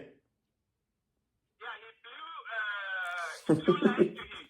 And then Jesus is also creating the same way Allah created in the Quran. Jesus is also creating this. Whose permission? You have to be ending. Let me finish. I'm speaking. I am speaking. I'm not even done and you are speaking. Okay. So listen carefully. So listen carefully. Jesus is creating exactly the same way Allah created in the Quran by the permission. So right now we have Jesus Christ, right? We have Jesus Christ who has the attribute of God, Allah, according to your Quran, who has all these attributes of Allah, the qualities of Allah in him by the permission. Why is Jesus so special that he's the only one who have all these things? Why? I'm saying, Brother Teto, I want to be calm to you. Brother Teto, what I'm saying, the purpose of this your program is to show to the world that in this verse, the third sentence that Jesus knows the unseen is without permission. Permission is not there. This is the essence of you doing this program. And I just prove to you and to the world, permission is there and you accept and agree to it. No. The permission that you showed another verse. You showed another verse. Brother Teto, the recording is there. Okay. Confirm to us that Jesus knows the unseen with the permission. I asked you with the permission of God, and you confirm that to the world. And this is why you are doing the program. So why are you still arguing about it? I'm not arguing anything, okay? Kangaran, okay, so let me pick another caller. Is that okay? A reasonable conclusion. We have a unanimous agreement on this. I got a verse to you, and I told you Jesus knows the unseen with the permission of God, because initially you say permission is not there. So this is why I even called. You say permission is not there. And I proved to you permission is there. And I show it to you. I read the verse to you in English. I read the verse to you in Arabic. And me and you have confirmed it. Now, okay. So I think next time you shouldn't bring this argument. Maybe you should bring a bigger one. Now, okay. So let's end this conversation, or maybe somebody wants to call in again, okay? Okay, no problem. But No. now I think it has added your knowledge that it's with the permission of God that you are running away from. Now, okay. Let's end this conversation. People will understand what you are saying, okay? I appreciate. Nah, I appreciate too. Thanks for calling. Okay, Kagara. Thanks for calling. This brother is calling from Nigeria, okay? So you can also call in too. If you want to call, you can call in too. So the beginning of the program, I stated it clear, right? When the Muslim comes to the Bible, they choose one verse, and I gave I used John chapter 17, verse number 3. John chapter 17, verse number 3 as an example. They will use only this verse. They don't want to move anywhere. You see, when he came here, the Muslim brother came here, he went to another chapter to explain what he wants to explain. Yeah. When I can say, who is speaking, where is speaking from? My name is Afolabi. I'm calling you from Nigeria. I'm a Christian. Amen. Afolabi, right? So please, first of all, whatever this guy called, this is not the first time he's doing this thing. I think he's deliberately holding you down so that we run out of time and the rest of us will not Well, I To think watch out for someone like me. Whenever you should give him a timeline, maybe 5 minutes to make his submission. It doesn't need to be pulling forward and backward. That's number one. Number two, he's saying that with the permission of Allah, permission of Allah, that's what Jesus performed the miracle he performed. The question is, my own question, my confusion is, according to the Quran, Muhammad is greater than Jesus. Why was Muhammad not given a similar ability? Why was only Jesus given a similar ability to do what God could do? Yes, even as he claimed, he kept saying with the permission of Allah, no problem. Yes, it's with the permission of Allah. But why would Allah not give Muhammad the same permission to create a dead? At least to demonstrate to us that Muhammad is also a great prophet. So don't ascribe peculiarity to. Are you there? I'm there. I'm here. Okay. So if Allah wanted us to not attach so much peculiarity to the personality of Jesus, why would he not give the same money, Muhammad the same ability to be able to see what somebody's done, what is unseeable, to perform what he took? Yes, this reasoning is common sense. In primary school, people can reason like this. I want mostly to believe Muhammad is the greatest prophet. And then he gave a lesser prophet, Prophet Isa, according to them. And I'm thinking that they don't give this Muhammad. They say the Quran is a miracle.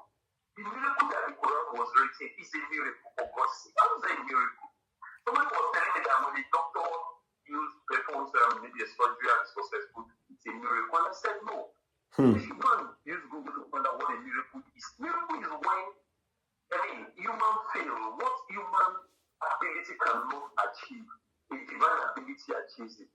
It's different in Google. And they say Quran coming to earth is a miracle because only man can imitate. I say, why does anybody have to imitate Quran? Then another thing,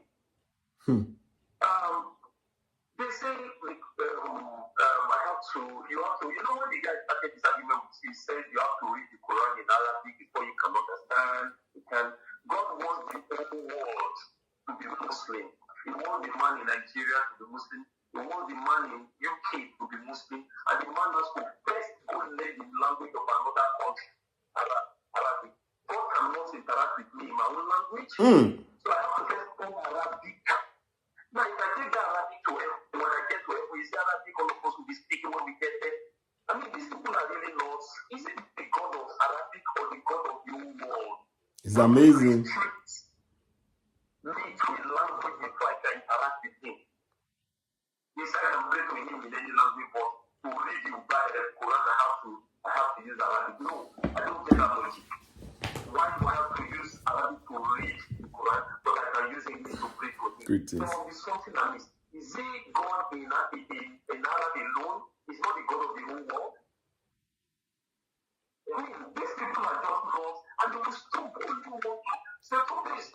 When that kind of man, maybe you should notice his name when he comes again next time, when his place is animated, there's nothing you say. I can tell you, I can see it in him. There's nothing you say, he will twist and turn it. So I'm begging you, that's my contribution. I do not believe that God, through God who created him, nothing to restrict through. And then you want the entire world to come to him, and then you have to come under one language. I asked one question: if Jesus was a Muslim, did he speak Arabic? Jesus spoke Arabic. So I think when the Aramaic Jewish language, Greek, Hebrew became null and void with God, and Arabic is all we have to continue with henceforth. At what point did God change? I thought God did not change. I thought God is not a man, it doesn't change. It is same from the beginning. Now, okay, brother. Let me try and pick another caller too, okay? And then suddenly came to Arabic, and now, all right, thank you. Thank you too. So if you want to also call in, right, this is the telephone number is there as a title, right? You can pick the telephone number and call in. One Muslim brother, okay, Yusuf Zito, is saying to every Christian, a prophet is judged based on his miracles. It's like he's asking this question. You see, he's asking if the prophets are going to be judged based on miracle. The miracle is a crucial thing to identify the prophet, because anyone can claim to be a prophet. Anyone can claim to be a prophet. If somebody comes and is claiming to be a prophet, you as Z2, Yusuf, some people, the Ahmadiyya people, they believe there is a prophet after Muhammad, right? Why are they wrong? Why are they wrong? You will say the Quran said Muhammad is the seal of the prophet. Exactly. The prophets of the Old Testament, the prophets of God Almighty, when they come, they have something, they are accompanied with something to identify them. God speaks with them.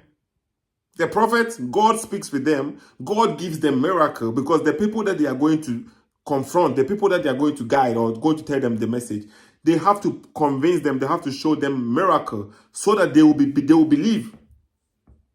So without the miracle, then anybody can claim to be a prophet. Yeah, I'm a prophet. God didn't give me any miracle. God said, just believe in me. So the point here is that it is very important for the prophet to perform miracles.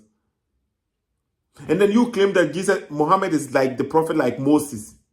That's what you claim. That's what you accept. That's what you follow. So how is Muhammad the prophet like Moses and he has no miracle? And the Muslim brother confirmed it. The book that Muhammad brought to us, all the prophets, when they come with books, their prophecy is in their book.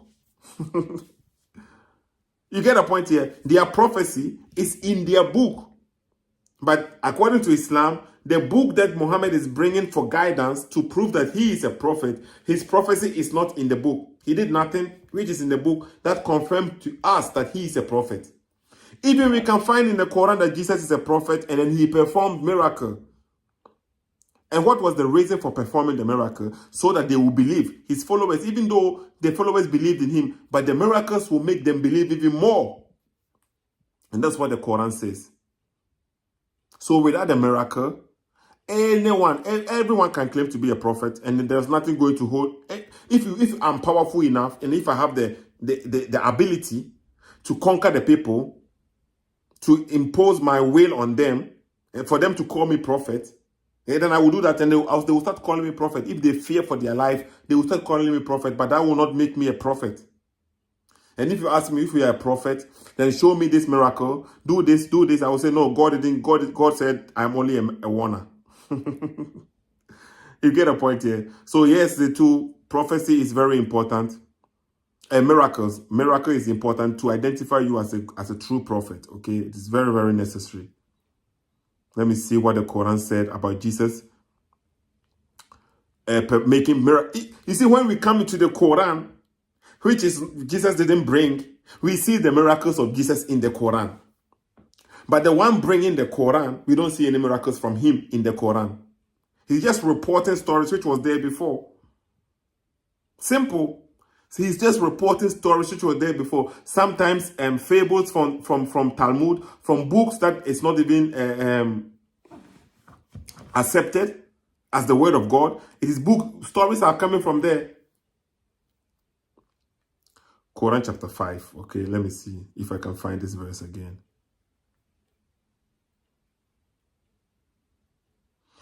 Where Jesus was performing miracles, right?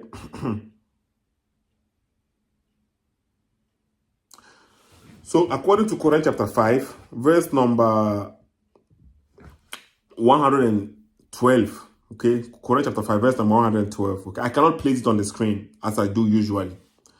And when the disciples said, "Oh Jesus, son of Mary, is your Lord able to bring down for us a feast from heaven?" So the disciples of Jesus Christ, they are asking Jesus, can your Lord, right, according to the Quran, can your Lord bring us a table with food from heaven? Jesus didn't say anything about, no, you see, I am only here to warn you. They said, let's continue. He said, fear Allah if you are believers. So they are asking this to Jesus Christ. Can you do this for us? Jesus said, fear Allah if you are believers. They said, we wish to eat from it so that our hearts may be reassured. So they needed reassurance. In the Quran, This is what the disciples of Jesus Christ, they demanded miracle. Even though they believe in Jesus Christ, but they needed reassurance. So they told Jesus Christ, make your Lord a table from heaven with food on it. That is why chapter 5 is called chapter Maida, the table. With food on it from heaven. So Jesus Christ did it according to the Quran, right? And when the disciples said, oh Jesus, I just read that one for you. So Jesus said, fear Allah if you believe, if you are believers. They said, we wish to eat from it so that our hearts may be reassured and know that you have told us the truth. So this Muhammad is reporting this to us. It's about Jesus Christ. So he himself too, they want to know if he's telling the truth. They demanded from Muhammad, do miracles for us. So let's continue. And be among those who witness it. Listen carefully. So they were saying, do this for us so that we can be reassured in you and know that you are telling the truth, so that we can be witnesses among you. The miracle is important. Jesus, the son of Mary, said, oh Allah, our Lord, send down for us a table from heaven to be a festival for us, for the first of us and the last of us, and a sign from you to provide for us. Okay? You are the best of providers. That's what the Quran is saying. So when they demanded this from Jesus, right away, Jesus spoke with Allah and Allah sent it down. According to the Quran, not according to me. According to the understanding, Allah sent it down right away for them to eat. Quran chapter 5, verse 112 to 114. That is a miracle. So when Jesus did this, so that they will be reassured, so that they will have witness, they will witness for Jesus Christ. So when Muhammad too was asked, send a miracle, Quran chapter 13, verse number 27, okay? Let's see what it says here. I cannot put them on the screen. So the same book, at the time of Jesus Christ, Muhammad is telling us what his disciples demanded, and Jesus did for them. So Muhammad has come, is claiming as a prophet too. And the Quran says, Quran chapter 13, verse number 27, those who disbelieve say, if only a miracle was sent down to him from his Lord. If only a miracle. You see now, if only. So according to this statement here, those around Prophet Muhammad at his time, the eyewitness, those are witnessing Prophet Muhammad, who are questioning Prophet Muhammad, they are saying not even a miracle has been sent down to Prophet Muhammad. This verse is not saying, Quran chapter 13, right? Is in this modern day Quran, it is number 13. In the original Quran, it's not number 13. It is way back. It is at the back. Right? It is at the back. It's not number 13. So the numbers have changed right now. According to when you go on internet, Quran, according to the Revelation, okay, the order of revelation, according to the Quran, number 13 is way back. And at that time, they are still demanding of a miracle. They are still demanding for a miracle, right? Then if Muhammad had done any miracle, he would have told them, what do you mean I don't have a miracle? I did this. I let the moon split. He could have said this, right? He could have, the moon has split. What do you mean I don't have any miracle? But he never said anything about having a miracle. This is what he said. Quran chapter 13, verse 27. Those who disbelieve say, if only a miracle was sent down to him from his Lord. Say, Kur. So Allah is telling Muhammad to say this to those who are asking this question, wanting a miracle. Say, Allah leads astray whomever he wills, and he guides to whomever. What does it have to do with this? These people want miracle to have to be reassured in Prophet Muhammad, just like the disciples of Jesus Christ. And what Allah is telling them is, he leads astray whom he wills, and he guides whom he wills. And he guides to himself whoever repents. So where is the miracle? So how do we get the confirmation? How do we get the assurance that Prophet Muhammad is truly a prophet? And that is the point here, okay? So yes, being a prophet or claiming to be the prophet, it is easy. Everybody can claim to be prophet. Everybody can claim to be God. Pharaoh claimed to be God. Was he God? No. So you see now, so the claim, you can make it. It is easy for people to make the claims. But can you back it up? And Jesus Christ, according to the Bible, he did back everything that he said. He backed it up. He backed whatever he said. He backed it up. That is what Jesus Christ did. Okay, he said he's going to die. He's coming. He's going to raise again. He's coming to take away our sins. He's going to the Father. Everything that he did, he performed miracles, daylight miracle. People are following him right there in front of the people. He's doing miracles so that people will witness. The purpose of doing the miracle is for people to witness the miracle. Not for yourself. You don't do the miracle. If you are coming to perform the miracles, it is not for yourself. It is for the people so that the people will believe in God. You get a point here. So whenever you speak about the Quran and then they say you attack. You see now? So that's the mentality that they have in their head because when they attack the Bible. So when you also speak about the Quran, they think you are attacking. You're just letting people know the truth.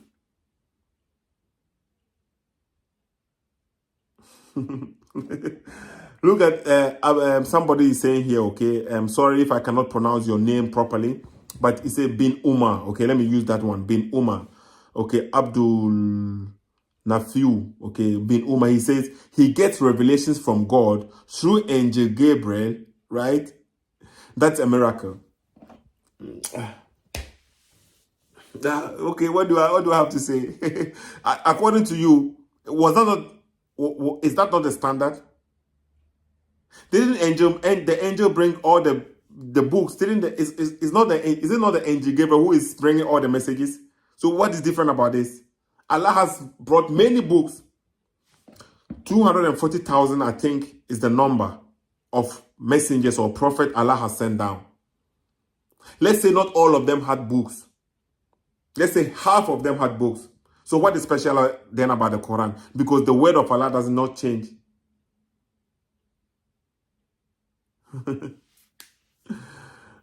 Look at this. Okay, the brother says, so we both believe with the permission of God. So case closed. Okay. But I already told you, according to the statement here, there is no permission there. Allah used permission 2 times. The 3rd time, he didn't use any permission here, okay? And even if the permission that you said it is in the other verse, even if we accept that one, right? Now, we have 2 people who knows the unseen. Allah has an association. Allah has a partner. Jesus knows the unseen. Allah knows the unseen. Jesus can create. Allah can create. Jesus can wake the blind or heal the blind, raise the dead. Allah can raise. So things that Allah can do, Jesus can do too. Because Allah has given his attribute, the thing that makes him unique, he has given it to Jesus. You get a point here? He has given it to Jesus. So Allah is no more unique because Jesus has these qualities too. You don't get this.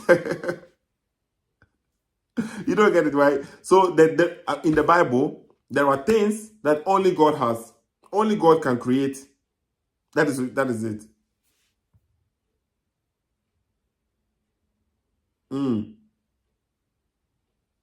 Exactly. Let the Bible speak, Michelle. Okay.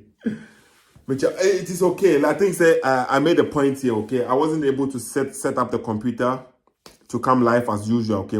How I used to do the program. That's why I decided to make this improv. I had to improvise here today. Okay. The family is here. And I'm saying I'm a family man too. So sometimes it doesn't go as planned because the children and this and that. Okay. So please forgive me. Forgive me if you were waiting or if you were expecting me to come and so that provide the link so that people may see or may join. Okay. If God willing, have time tomorrow, maybe then I can make it and I'll come live.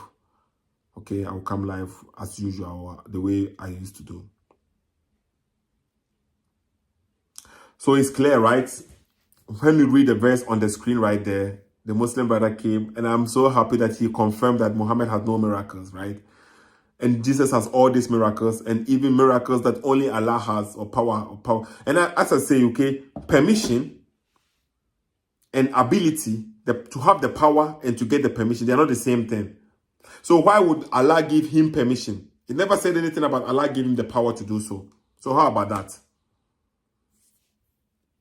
Allah can, if Allah give me the permission to raise the dead, I'm still not going to be able to do it. He has to give me the power to. You have to have the power. You have to have the ability. You don't get permission to do things. You don't have the ability. You don't have the power to do so. So yes, according to the logic here, for him to get the permission means he had the power to do so.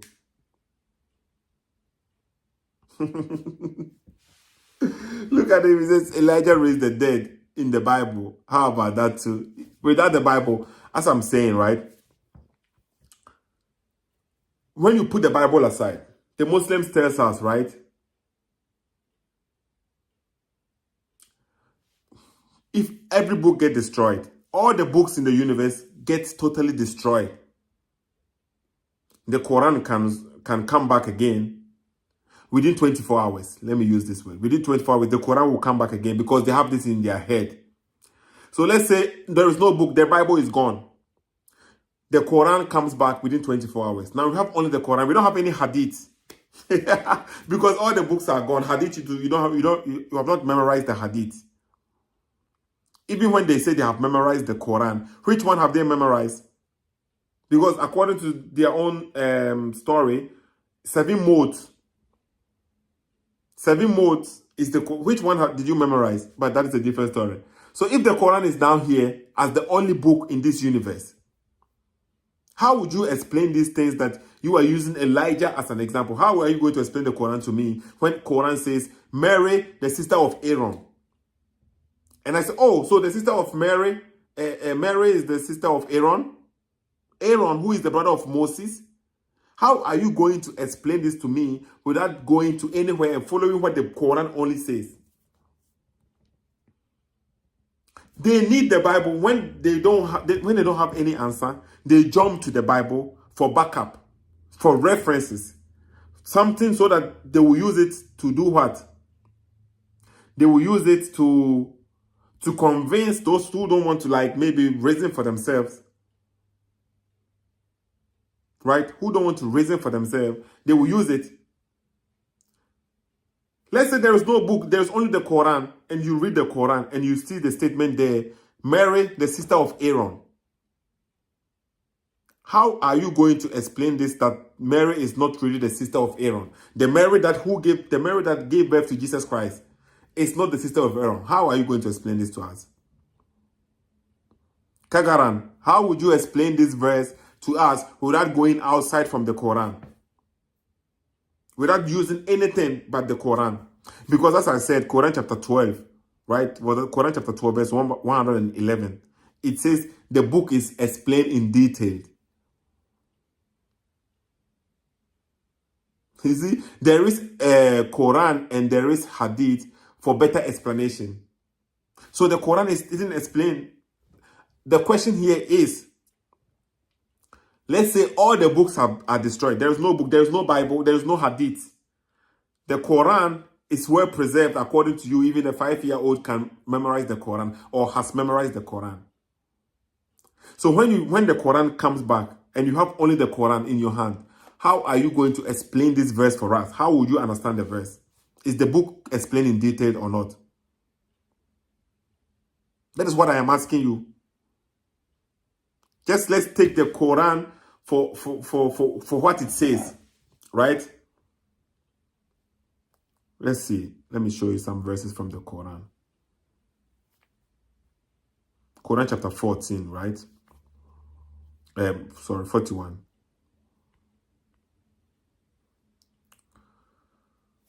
Quran chapter 41, verse number 3. A scripture whose verses are detailed. A Quran in Arabic for people who know. A scripture whose verses are detailed. So we have this verse in the Quran that the scripture, the verses are detailed. The verses of the Quran itself are detailed. Now we read the Quran, it says Mary, sister of Aaron.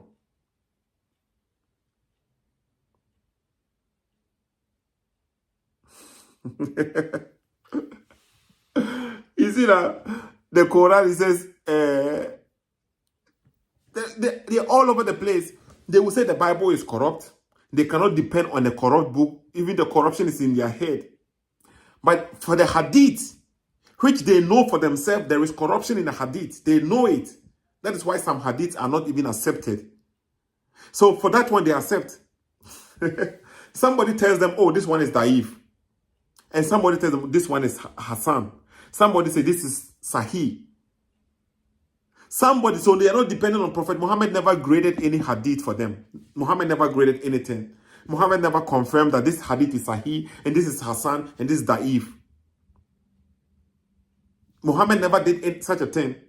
Somebody who is not a prophet, who is a man, they will say Paul did this and John, according to the Sahih Bukhari, according to the Matthew, according to Luke. That is what they will tell us. But when it comes to according to Sahih Bukhari, they say, yeah, we accept according to Sahih Bukhari, who was not there at the time of Prophet Muhammad. 200 years later, this man came. And then he is tracing people to the time of Prophet Muhammad. After 200 years, he is tracing people from his time to Prophet Muhammad's time. And that is accepted. So you see the point here. Muhammad never graded anything as Sahih or Da'if.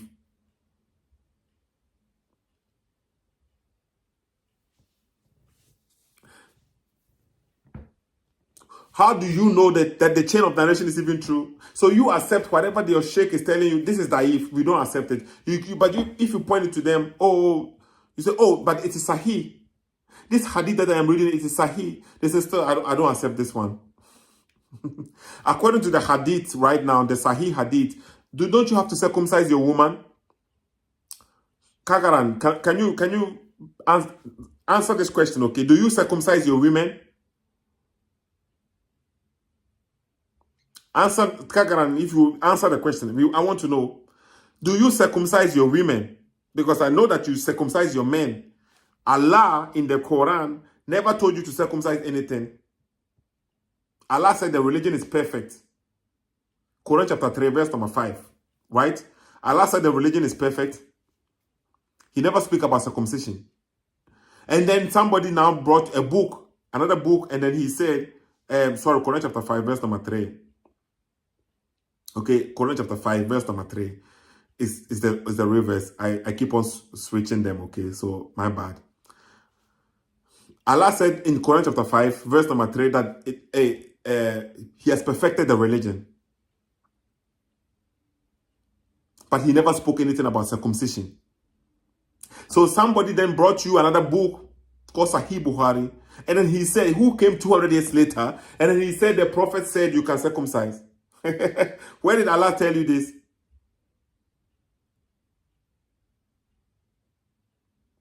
Look at somebody, he says, not the present way of circumcision. What does that mean? Which way do you circumcise the men? And which way do you circumcise the women?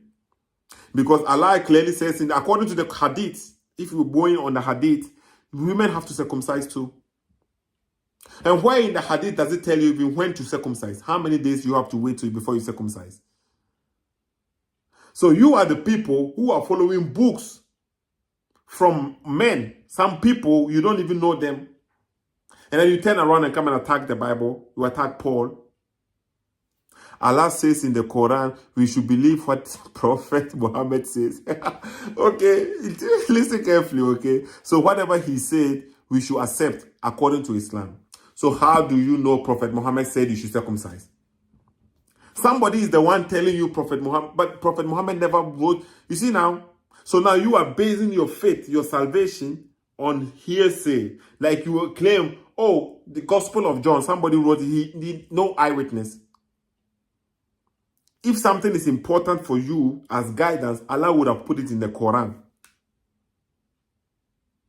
Allah would have put it in the Quran according to your logic, because the Quran is here to guide you.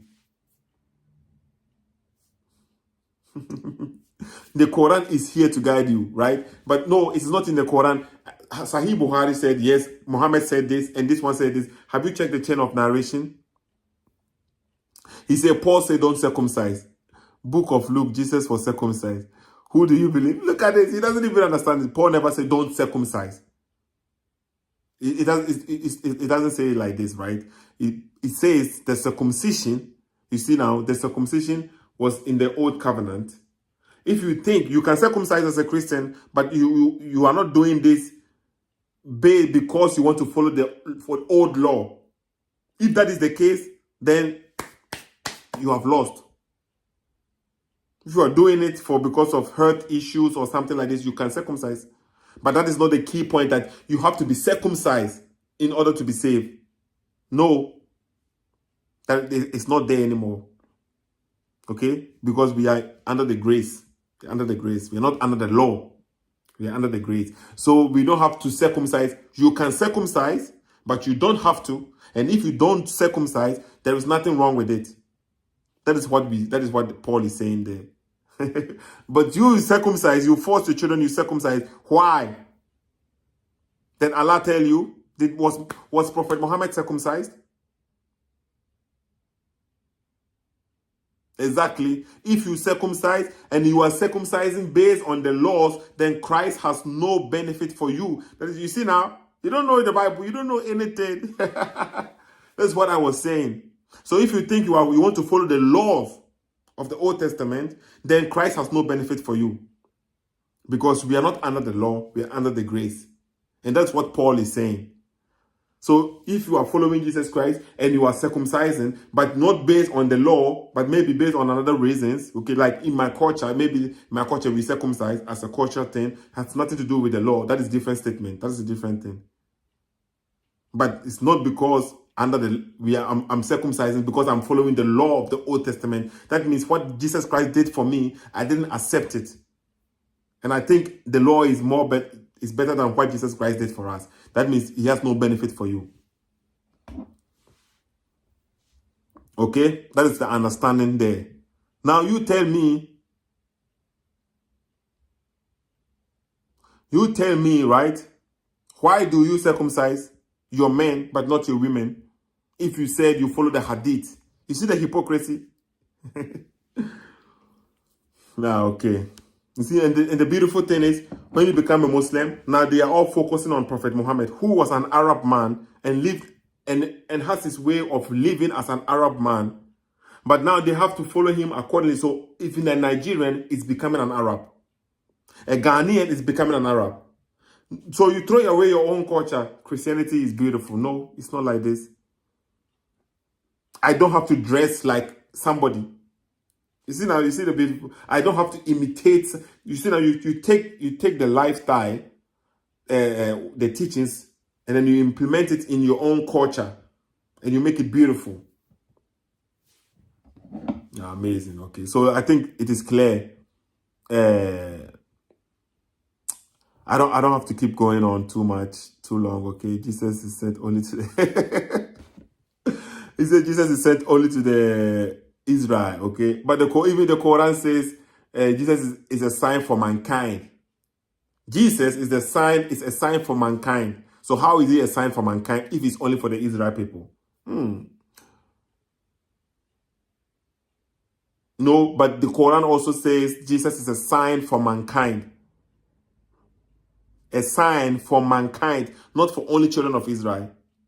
So why is he a sign for mankind if he's only for the children of Israel? Are you saying there's a contradiction in the Quran? Okay, let's end this conversation here, okay? Please share this video for us. Invite people, tag people. Follow the page, okay? Seto SSK on Facebook. Seto SSK TV on Facebook. Follow me there. Seto SSK TV. What?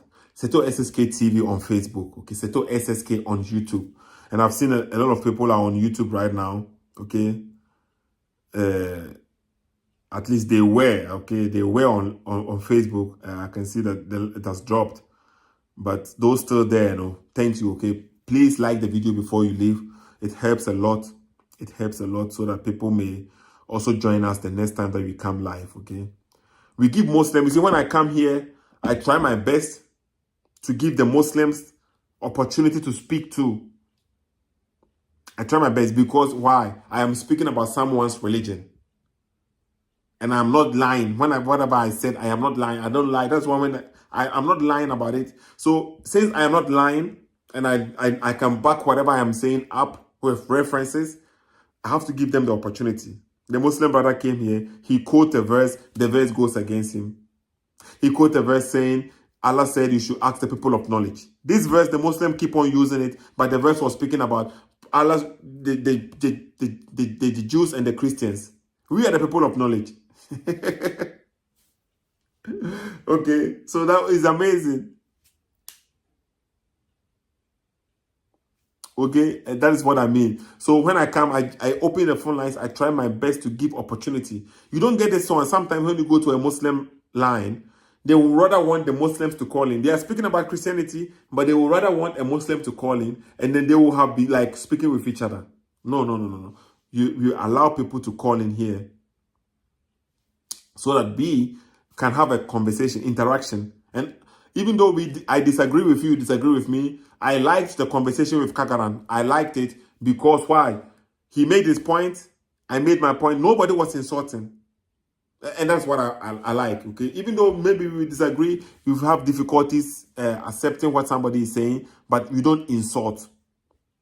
You don't insult, okay? And then that is a beautiful thing to have or to see when two people having conversation, but they're not insulting each other and having a dialogue. Okay, that is what we need to do. Abu Omar is here. He says, go bro, do some research. Okay, I don't know what that means, but maybe he's talking with somebody else on the screen. I'm still doing my research. I'm still on my research. Okay, so let's end this conversation here. And as usual, when it comes to the Bible, a lot of Muslims are really scholars. When it comes to the Quran, you have to go and learn Arabic. When it comes to the Bible, they don't have to go and learn Hebrew. They don't have to learn Greek, nothing. They read the English translation, and then they will do what? They will explain how they understood it. But when it comes to the Quran, you have to go and learn Arabic. You have to go and study. You have to go to the scholars. The scholars will do this for you. Why don't you do the same thing for the Bible? And the Quran too, nowhere in the Quran says, I have to go and learn Arabic. Quran chapter 14. Okay, what does it say? Surah to Ibrahim. Okay, Quran chapter 14, verse number 4. It says, we never sent any messenger except in the language of his people to make things clear for them. Allah leads astray whom he wills and guides whom he wills. He is the wise. He is the mighty. He is the mighty. He is the wise. So the messenger comes with a message so that the message will be clear. He comes with a message, okay, in the language of his people.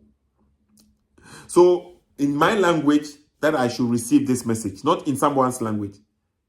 Allah never said we should go and learn Arabic before we can understand the Quran. No, he said the messenger will come to me in my language, in your language. You are a Yoruba guy.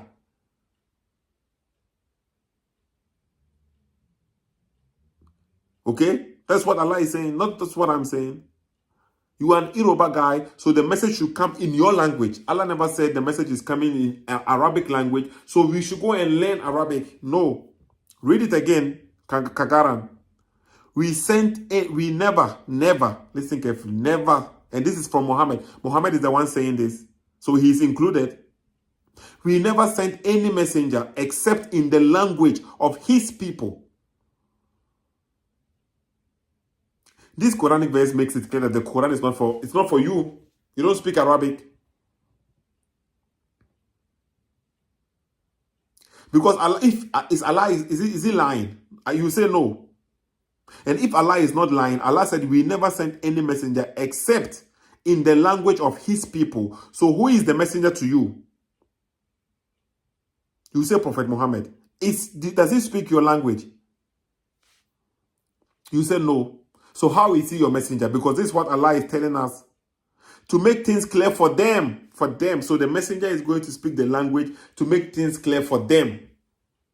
So if Muhammad comes and get the message in Arabic, it makes perfect sense that he is getting the message in Arabic because he will make it clear for them. For who? For his people.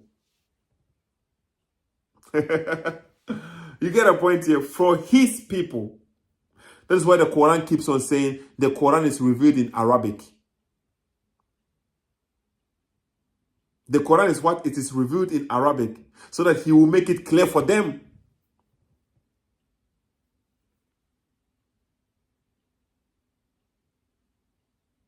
You get it? That's what the Quran is saying. Quran keeps on saying we make it in a clear Arabic. Clear Arabic. Quran chapter 14, verse number 41, verse number 3. We read it before.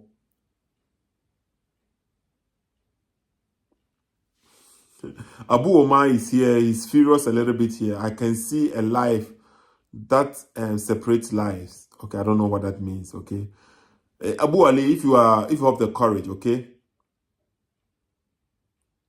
maybe you can pick the phone. You can pick the phone number and call him if you have the courage to call him. Okay, please now. So when Allah said we never sent any messenger, was Allah lying? He said we never. And you were saying, oh, later on he lied, he changed. Now, so you are lying. Allah changed, even though he said never was he sent a messenger, except the messenger speaks the language of his people. You are saying no, Allah he lied, he changed. Now he sent Muhammad as a messenger to you as a Nigerian, to me as a Ghanaian who doesn't speak my language. So how is he going to make it clear for me?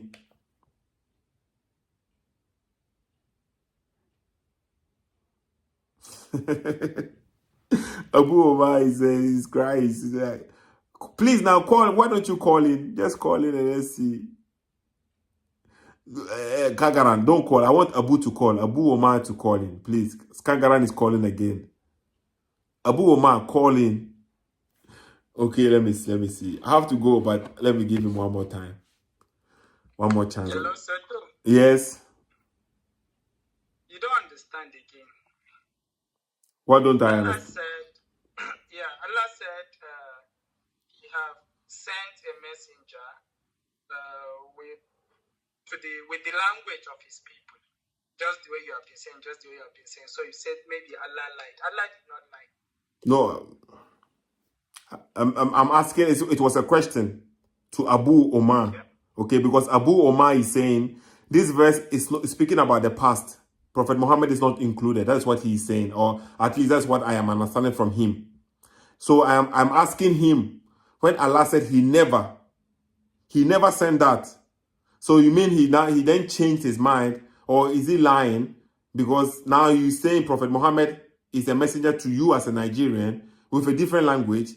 He's still a messenger to you. Yeah. So the point is Prophet Muhammad is an Arabian staying among the people of Arabian, among the people that speaks Arabic. So what it says, Quran is revealed to him in Arabic because he is in the middle of Arabian, middle of the people that speaks Arabic. That's why it was revealed to him in Arabic. Okay. Then if I'm inside the Quran says, وَمَا أَرْسَلْنَاكَ إِلَّا رَحْمَةً لِلْعَالَمِينَ. We have sent you not but as a mercy to all the humanity. In this verse, it did not just say Arabians. It says humanity. Another verse, it says, وَمَا أَرْسَلْنَاكَ it doesn't say whole humanity, but it's okay. We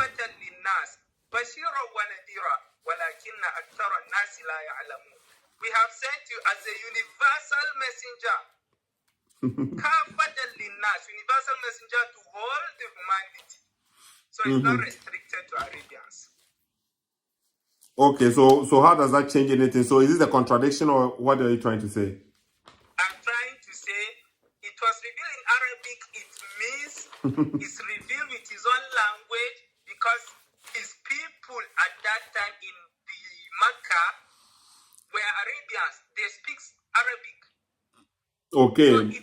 So Allah said, listen carefully what I'm saying. Allah said he never sends a messenger except the messenger speaks the language of his people. So now, hold on, let me finish. So who is your messenger? Prophet Muhammad. Does he speak your language? Yeah. He speaks Arabic. So is Arabic your language?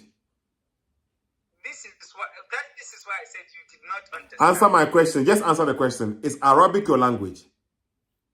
I personally, Arabic is not my language, but that's not what the verse means. Okay, so Allah said, listen carefully. Allah said in the verse, let me finish. I'm asking you a question. Allah said in the verse, he never sent any messenger, except in the language of his people, to make things clear for them. So since you were saying Prophet Muhammad is your messenger, and he does not... Hold on, let me finish before you explain. So since you said Prophet Muhammad is your messenger, and Allah said the messenger will speak the language of his people, is Prophet Muhammad speaking your language? So can I talk now? Answer the question first before you talk. You don't want the explanation? Just answer the question and then you talk. Okay. I am not Arabic by language, but that's not what... No, I said, that's Allah said. You have to go on what Allah is saying. The messenger will speak... what Allah says. I will explain. Okay, so Allah said the messenger will speak the language of the people, of his people, and he will make it clear to them. You said Muhammad is your messenger. Now I am asking you this simple question. Is he speaking your language? No, he's speaking Arabic. So how come he is your messenger when Allah said the messenger will speak the... So answer the question. So how come he is your messenger when Allah said the messenger will speak the language of his people? I'm waiting. Yeah, allow me to answer. I will answer. Answer. Okay, Prophet Muhammad is an Arabian from the people of Quraysh. So the Quran is revealed in Arabic because the people of Quraysh, which are his people, where the family he was born from, the people around him, the people surrounding him, he have to start sending the message to them before it goes across. So Quran is revealed in Arabic for the people around him to know, because those people have to believe first, because they are the immediate receiver of the message. So it was revealed in their language with his people, his family, his friends, all around him. Those are the people around him. Those are Arabians. So it was revealed in Arabic for them. It's their own language. Even the people that were not Muslims, they were Arabians. So it was revealed in Arabic for his people that are around him, with the language of the people that are around him. Then after that, in the Quran, Allah revealed another verse. He says, we have sent you, but as a universal messenger to hold the humanity. Another verse after that, we have sent you as a message to hold the humanity. So where is the problem here? So what was my question to you? Your question is, am I Arabian? Then I told you that's not what it means. It means the people around him, his people. Listen carefully. The verse, Quran chapter 14, verse number 4, it says, Allah is the one speaking. We never sent any messenger except in the language of his people. And then you are the one who said Prophet Muhammad. Okay. You are the one who said Prophet Muhammad is your prophet, is your messenger. Yeah, he's my messenger. Okay. But who were his people when the Quran was revealed? I'm not, hold on. Allah said, listen carefully. No, answer me. I have been answering you. Answer me. When, at that time that the Quran... I am asking you, I'm speaking about what Allah is saying in Quran chapter 14, verse number 4. Yeah. So hold on. So listen to what Allah is saying. I answer you. I have been answering you. Just answer at least one question for me. I have answered multiple questions from you. So at least answer one. When the Quran was revealed to Muhammad, as at that time that the Quran was revealed, who were his people? It doesn't mean his people were his people. His people are his people, the Arabs, the pagan Arabs. The Arabs. The Arabs. This is what it means. Okay. The Arabs. I like you. Seriously, Seto, I like you. Okay, so how does that answer the question? Something. I like the way are just confirming things. You don't hide. But we are saying what it says. The Quran was revealed. Kagaran, listen carefully.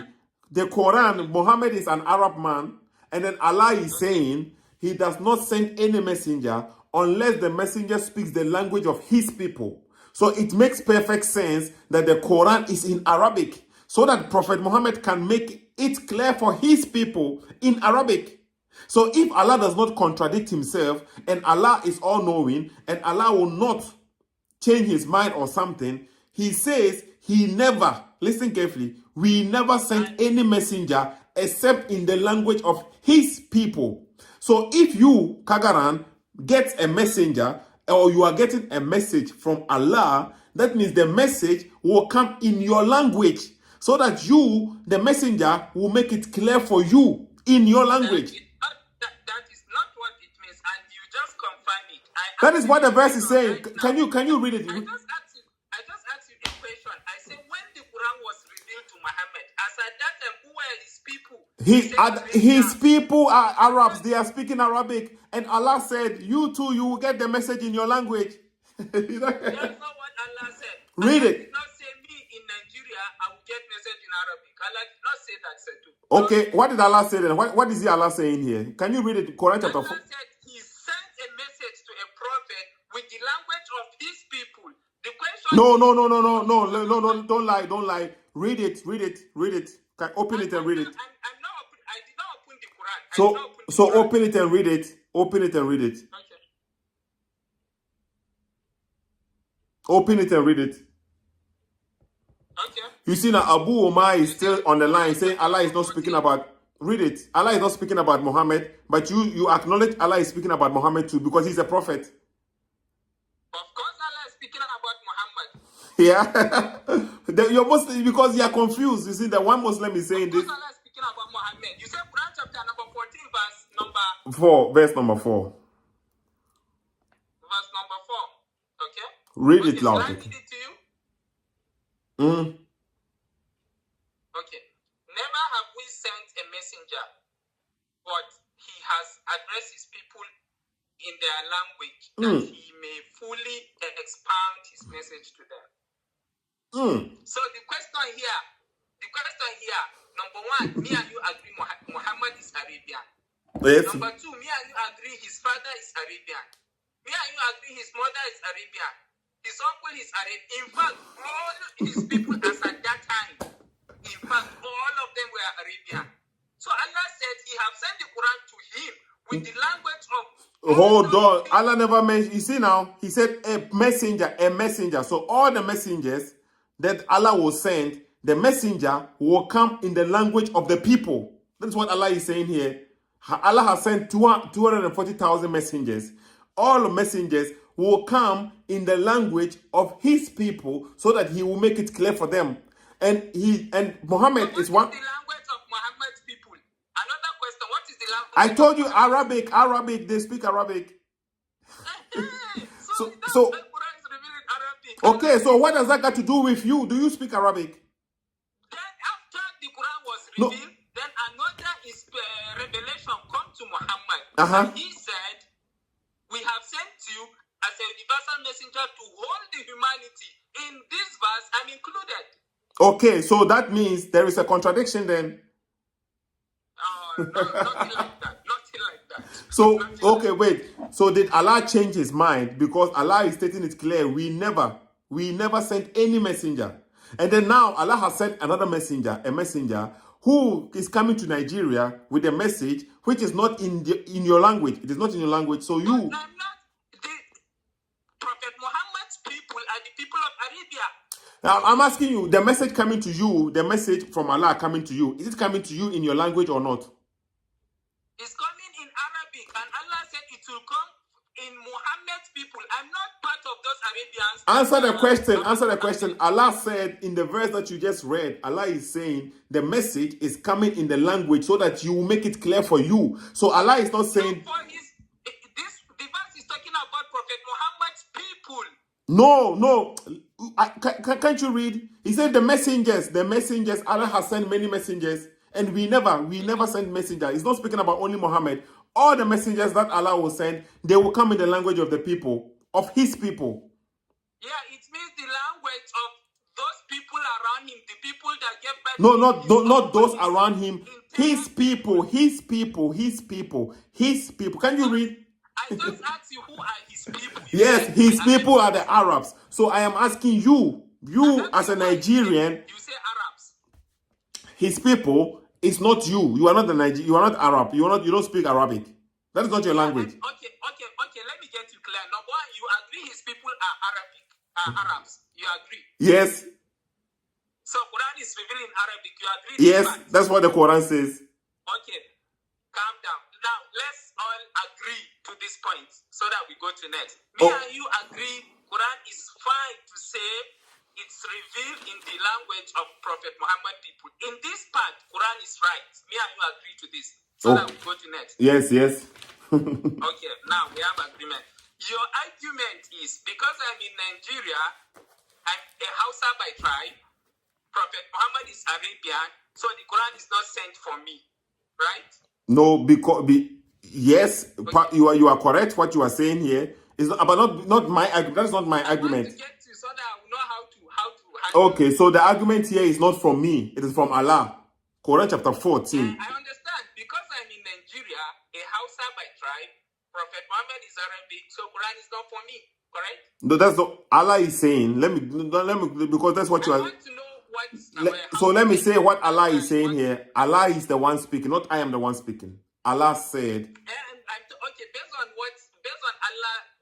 Allah's message, according to you, because he revealed the message in Arabic, and Prophet Muhammad is an Arab, and Allah said he will reveal the message with the language of his people. So that message is not for me because I'm not an Arabian, right? No, I didn't say this. I don't know why you keep on repeating the same sentence. What I'm saying is. Then explain to me what you mean. Okay, what I mean is Allah said Okay, so what I'm saying is Allah is saying that He will never send any messenger unless the messenger speaks the language of his people. So for me as a Ghanaian, to get a message from Allah, Allah is not giving me, according to this verse, Allah is not telling me some messenger will come and I have to go and learn his language so that I will get the message. No. Allah is saying, Allah will not send me a Chinese man so that for a Chinese man to come and bring me the message. How is he going to make it clear for me? It is not possible. It's not reasonable. So Allah is saying the messenger who is bringing me the message is going to speak the language that I speak so that he will make it clear for me. That is what Allah is saying here. So if anybody is coming to me with a message from Allah, that message has to be in the language that I will understand. That is the claim Allah is making here. So that he will make it clear for me. That's the claim you think Allah is making. Don't say the claim Allah is making. Okay, so read it one more time. Read it one more time, please. Okay. Never have we sent a messenger, but he has addressed his people in their language, that he may fully expand his message. Okay, hold on. So the messenger, never we send a messenger that he may address his people in the same language, right? Yeah. And that's exactly what Muhammad did. Okay, so it's good. Muhammad is a messenger, and then he brought a message, and he's addressed it to his people in his message, in his language. Yes. Exactly. And you are a Nigerian, a Hausa by tribe, right? Yes. So if you are getting the message from Allah, in what language should the messenger bring it to you? Then that's why I said, if we agree on... Answer the question first before you answer the question. So you, according to this verse that you just read, if you are receiving the message from Allah, in what language should the messenger bring it? Then let me talk. Answer the question, then talk. What is wrong with you? Okay. So, since we agree on the first part... Answer the question. So when you as a Nigerian, as Hausa by tribe, if you are getting the message from Allah, in what language, according to the verse you just read yourself, in what language should the message be in? I will answer that. Now answer it before you... Answer it. Answer it. I am waiting for the answer. Answer it. As we agreed on the first part... No, answer my question. No, I'm not going to let you... According to what you just read, you as a Nigerian, Hausa by tribe, if you get the message from Allah, in what language should this message be in? Please answer this question because I don't have time. I'm wasting the time here with you again. Answer the question before I move on. You as a Nigerian, I just want to answer you. answer me before you move on. Answer the question. Then I said a verse came again and said They Muhammad. answer the first question according to this verse that we are dealing with right now. We know Muhammad received the Quran in Arabic so that he will make it clear for his people. And then now you as a Nigerian and Hausa man, use you yourself when the Quran is speaking to you. If the Quran is saying, you will get the message in your language so that the messenger will make it clear for you. Saying Muhammad will get the message in Arabic to speak to explain it to his people, and he has done that. Did Allah tell you to go and learn someone's language for you to get understanding, or he said you will get the message in your own language? Another verse say Muhammad is sent as a universal. I am asking you this question. It doesn't matter. That means there is a contradiction. You don't get a point. No any contradiction. So tell me now, according to the one verse, How is it contradiction? okay, according to one verse, are you supposed to get the message in your language from the messenger who speaks your language? Answer me. Why you see now? People will get it in Arabic. His people. I am asking you. I said you, according Arabic. Kagaran, according to the verse, Yes. according to the verse, Quran chapter 14, verse number 4, are you supposed to get the message from Allah in your language from a messenger who speaks your language? According to that verse, is that what the verse is saying or not? The verse says his people will get it in Arabic, and they did. No. You see now, you are lying again. How? I said, according to Quran chapter 14, verse number 4, is the verse saying, when Allah sends a messenger, the messenger speaks the language of the people. And the message comes in the language of the people so that he will make it clear for them. Is that what the verse says? That's what the verse says. And Okay. satisfy what it says. Okay, so hold on. Okay, so now you have agreed. That's what the verse is saying. So you as an Yoruba, as a Nigerian, Hausa by tribe, are you supposed to get the message in your language or not? Now, how did I even receive this Quran? Answer my question, because Allah is speaking. Is Allah lying? Allah is, of course, not lying. Okay, so Allah said the messenger will bring you the message in your language. In the language of Muhammad's people, this is what the verse says. Not my own He said we language. never sent any messenger. So if a messenger is coming to you as an Hausa man, Hausa by tribe, as you just said, the message has to be in your language because Allah said we This never. is not what it means. What do you mean? Is that what it It means? means the Quran that will be revealed to Muhammad will be revealed with the language of Muhammad's people. Me and you agree Muhammad's people are Arabs. Quran is revealed in Arabic. That's Oh, it's okay. fine. This Okay. this It is what okay. the verse People will says. get me. Bring me one contradiction. I will leave Islam right now. That's what he said, okay? We have a lot of There is contradiction. no any contradiction here. I'm The giving verse so is you just want one time Allah is saying the message will come in the language. This is a contradiction because at one time you, according to you, one time Allah said he will never, listen carefully, never will send a messenger who doesn't speak my language. And then he will bring me the message. Allah will not do that because he said the messenger will speak the language of his people. And at the same time, he said Allah sent Muhammad to Who are the you. Muhammad's people? Who are the Muhammad's people? It doesn't matter. It doesn't even. It's not even about Muhammad. You say Arab. So Okay. where's the contradiction? Okay. So let me. Even this one is a contradiction, but you are denying it. So listen carefully. How? Okay. Don't speak. Okay. Don't speak. Allah is saying He will not send a messenger to you. Okay, unless the messenger speaks your language. Your language. And how is that tribe, man? The messenger has to speak your language. And then you Don't say, talk as if I said keep talking quiet. to me. I said If keep you quiet. are talking to me, you are still misquoting the Quran. No, okay. I said keep quiet. Okay. This is a contradiction, and then he knows it. That's why he doesn't want people to hear what he's saying here. The verse is clear. The verse says Allah does not send a messenger unless the messenger speaks the language of his people. So you as a Nigerian, how is that as tribe? The message is coming from the messenger who speaks your language. Allah said, we never send that. We never do that. And then at the same time, you say, okay, Allah said again, Muhammad is your messenger. But Muhammad doesn't speak your language. So this Muhammad being your messenger, who does not speak your language, contradicts The one that he said, the messenger will not come unless in the language of his people. That is the contradiction. But he doesn't want to accept it. In General Speed is saying the verse is clear, Seto. He is trying to obfuscate. Study. I use words na Seto beti me pronounce ni okay. Obfuscate. Asembe na be. Obese me boom ketremana. In General Speed. Okay, but I mean my whole point, you know. They deny it. Abu Omar is on the line on Facebook. Okay, Abu Omar is writing on Facebook. Bring one contradiction in the Quran. I leave Islam right now.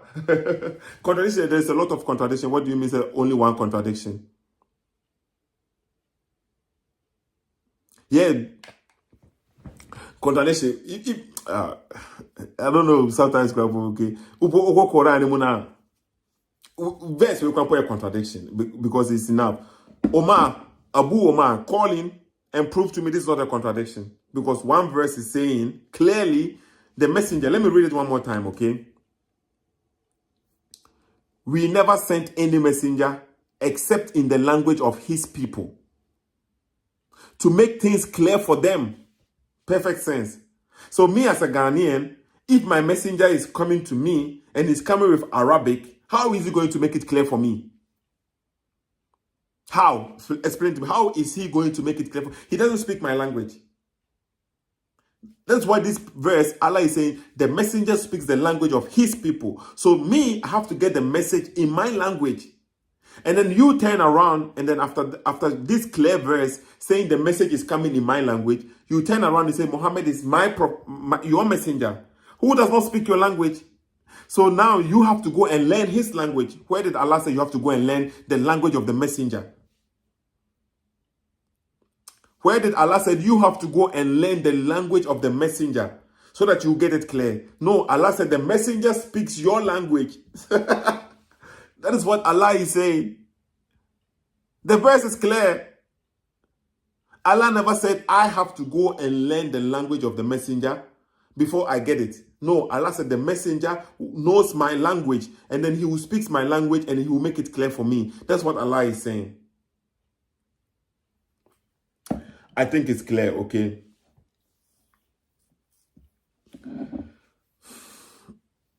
I think it's clear. Let me see. Quran chapter 19. I'm trying to see this verse. Quran chapter 19, verse 21. He said, that says the Lord, it is easy for me. We will make him a sign for humanity. Okay? And a mercy from us. It is a matter already decided. Who is going to be the sign for humanity? According to this statement here. They said Muhammad is a sign for humanity. It's the mercy for humanity. This verse is speaking about Jesus Christ. So how is he only for the children of Israel? And the Quran is saying he is a sign for humanity. How is he going to be a sign for humanity if nobody knows about him? The humanity doesn't know about him. And only the children of Israel knows about him. How is he going to be the sign for them? Let the Bible speak. Is saying I should read Quran chapter 42. Okay. Let me go there. And I'll end this conversation in 42:7. Thus we inspire you with an Arabic Quran that you may warn the central city and whomever is around it, and to warn of the day of assembly, of which there is no doubt, a group in the garden and a group in the furnace. So this verse here, Quran chapter 42, is speaking about Muhammad. The Quran is released in Arabic, revealed in Arabic, so that you may warn the mother of the city, which is Mecca.